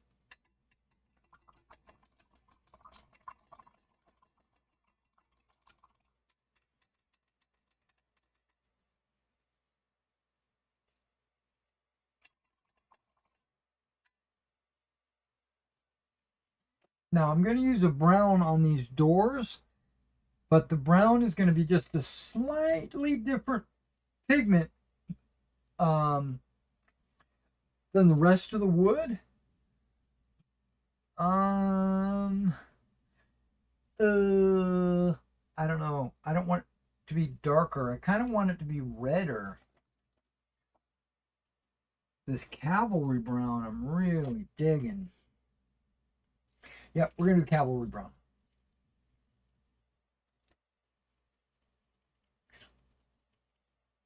I count 1, 2, 3 doors.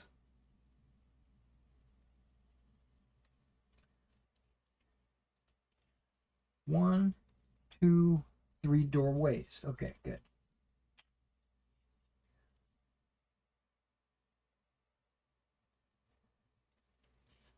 Okay.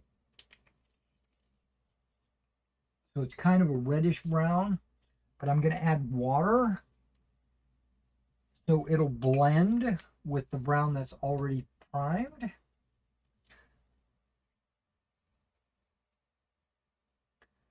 Okay, let's mix this Vallejo in water.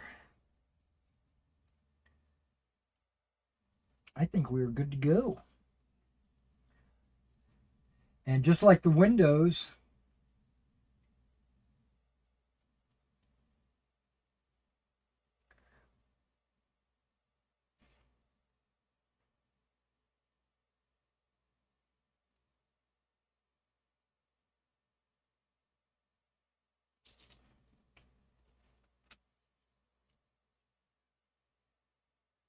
I'm just going to rub it on there.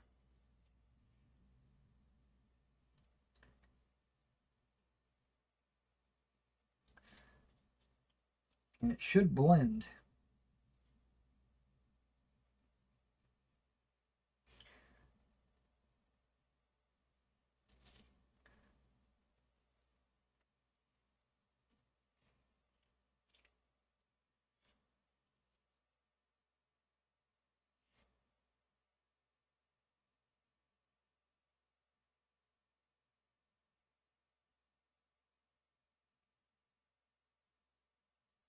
Okay.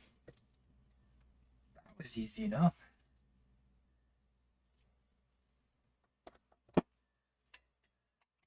Now I thought about painting the roof and the bricks for the chimney, but I'm not going to paint those until after I assemble the chimney. I'll paint them after I assemble these chimneys. And once I've assembled the chimneys, I'll paint them. But I also might paint them after I glue them on, but probably not. And then I'll paint the roof once I glue the roof onto the model.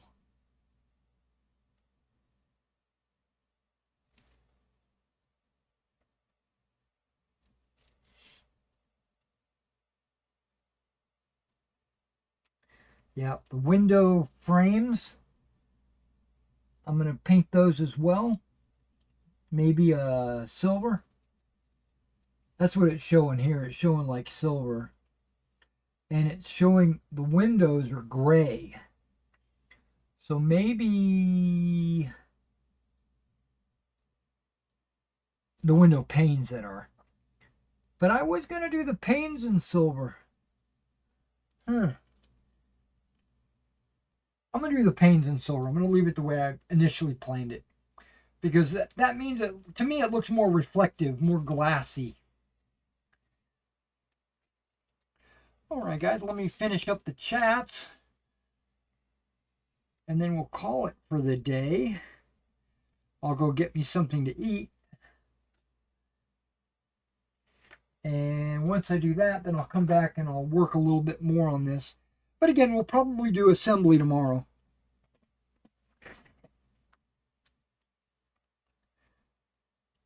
Okay, what do we got going on here? I don't know what we got. Let's move this over here. And it says, I don't remember where we left off. No idea of the rate. I won't touch those monstrosities with the barge pole. That was just paint. That was just painting. Okay. So he probably does take a few more days. Okay, this Band-Aid, I'm going to have to replace it. He probably does take a few more days getting everything else ready too, so he's probably on the same. He probably is still a little bit faster than me though, but who knows. I only use craft house paints for all terrain and bases. Yeah, exactly. I don't usually. Well, sometimes I'll use a vintage white or something like that on like haversacks usually. Sometimes, and then the black only, like I'll use this for like shakos, and boots sometimes. Joseph, by the way, I do some painting myself. I'm currently painting some old Kingdom Egyptians. Oh my gosh. Essex. Okay. Napoleonics are too hard. I also appreciate that you base them as well. Well, I thank you because it's like a finished product, or at least I feel like it's not hard to base. It is kind of not monotonous, but meticulous. But it's not hard, you know.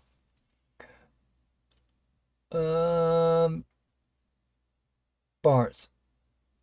I Mod Podge MDF to seal it.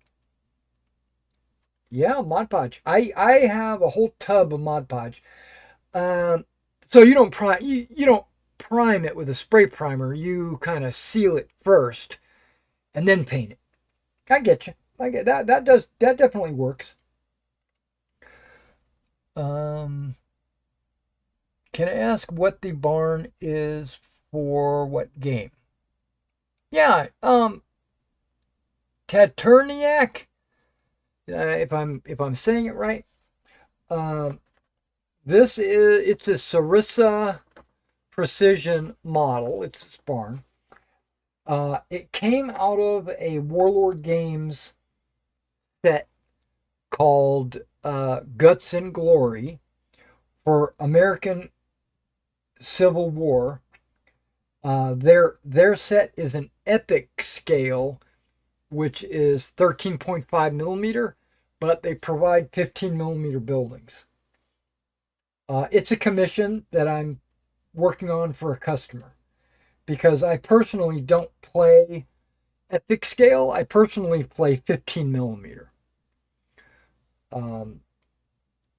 Which this would work for me, but it's for a commission. That's Taterniak. Okay, I'll try and find his video. Let you know on tomorrow's stream. Oh, okay. Yeah. That'll work. Good old Cavalry Brown. Yeah, that's right. Good old Cavalry Brown. All right, guys. Well, thanks for hanging out with me. And wait, what's going on? Oh, that's a delay. Okay, got it. I was like, why am I seeing myself? My head in front of the camera, you know. Yeah, see this one bandage? It won't stay in place. I'm gonna have to get another one. Plus, I probably need to change these anyway because they're getting a little dirty, aren't they?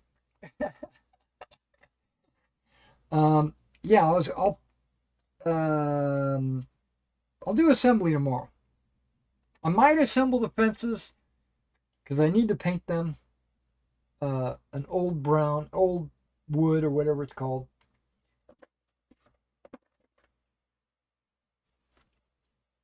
Yeah, old wood.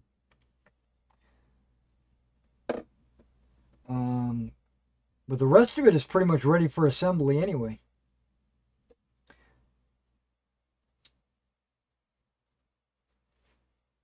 Because like that would go on something like that.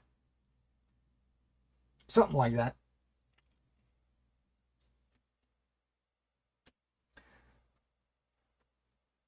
We'll figure it out. There's a construction guide in the inside of this thing. All right, guys. Well, that's it. And I'm rambling. So I will see you tomorrow. I might be on at 9, 10, or 11. Just stay tuned. Be sure to hit the like and subscribe. Hit the notification icon so that when I do go live, you'll be notified. And I'll catch you on the flip side.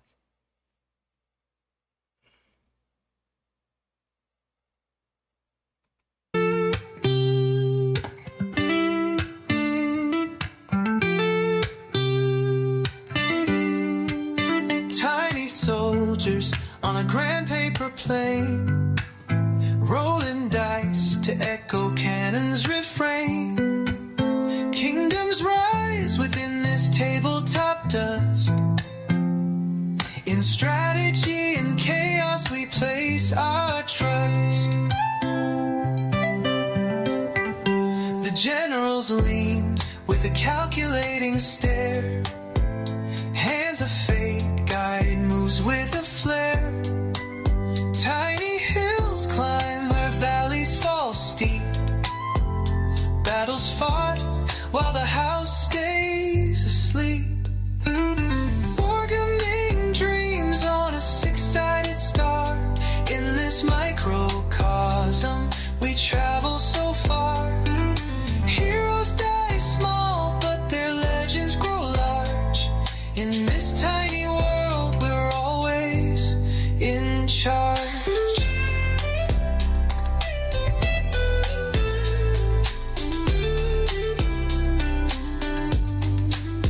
Painted commanders in coats of bold hue patrol the terrain in colors so true. Armies clash with a flick of the wrist. Victory's a mark on a checklist kissed. Dice are the drums of this parade of might. The board is the map glowing soft through the night. Imagination ignites where the pieces collide. A universe unfolds we cannot hide.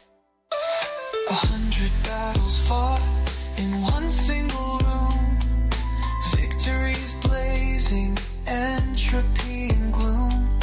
Armies may fade, but spirits don't rest. In the heat of this game, we earners of trust.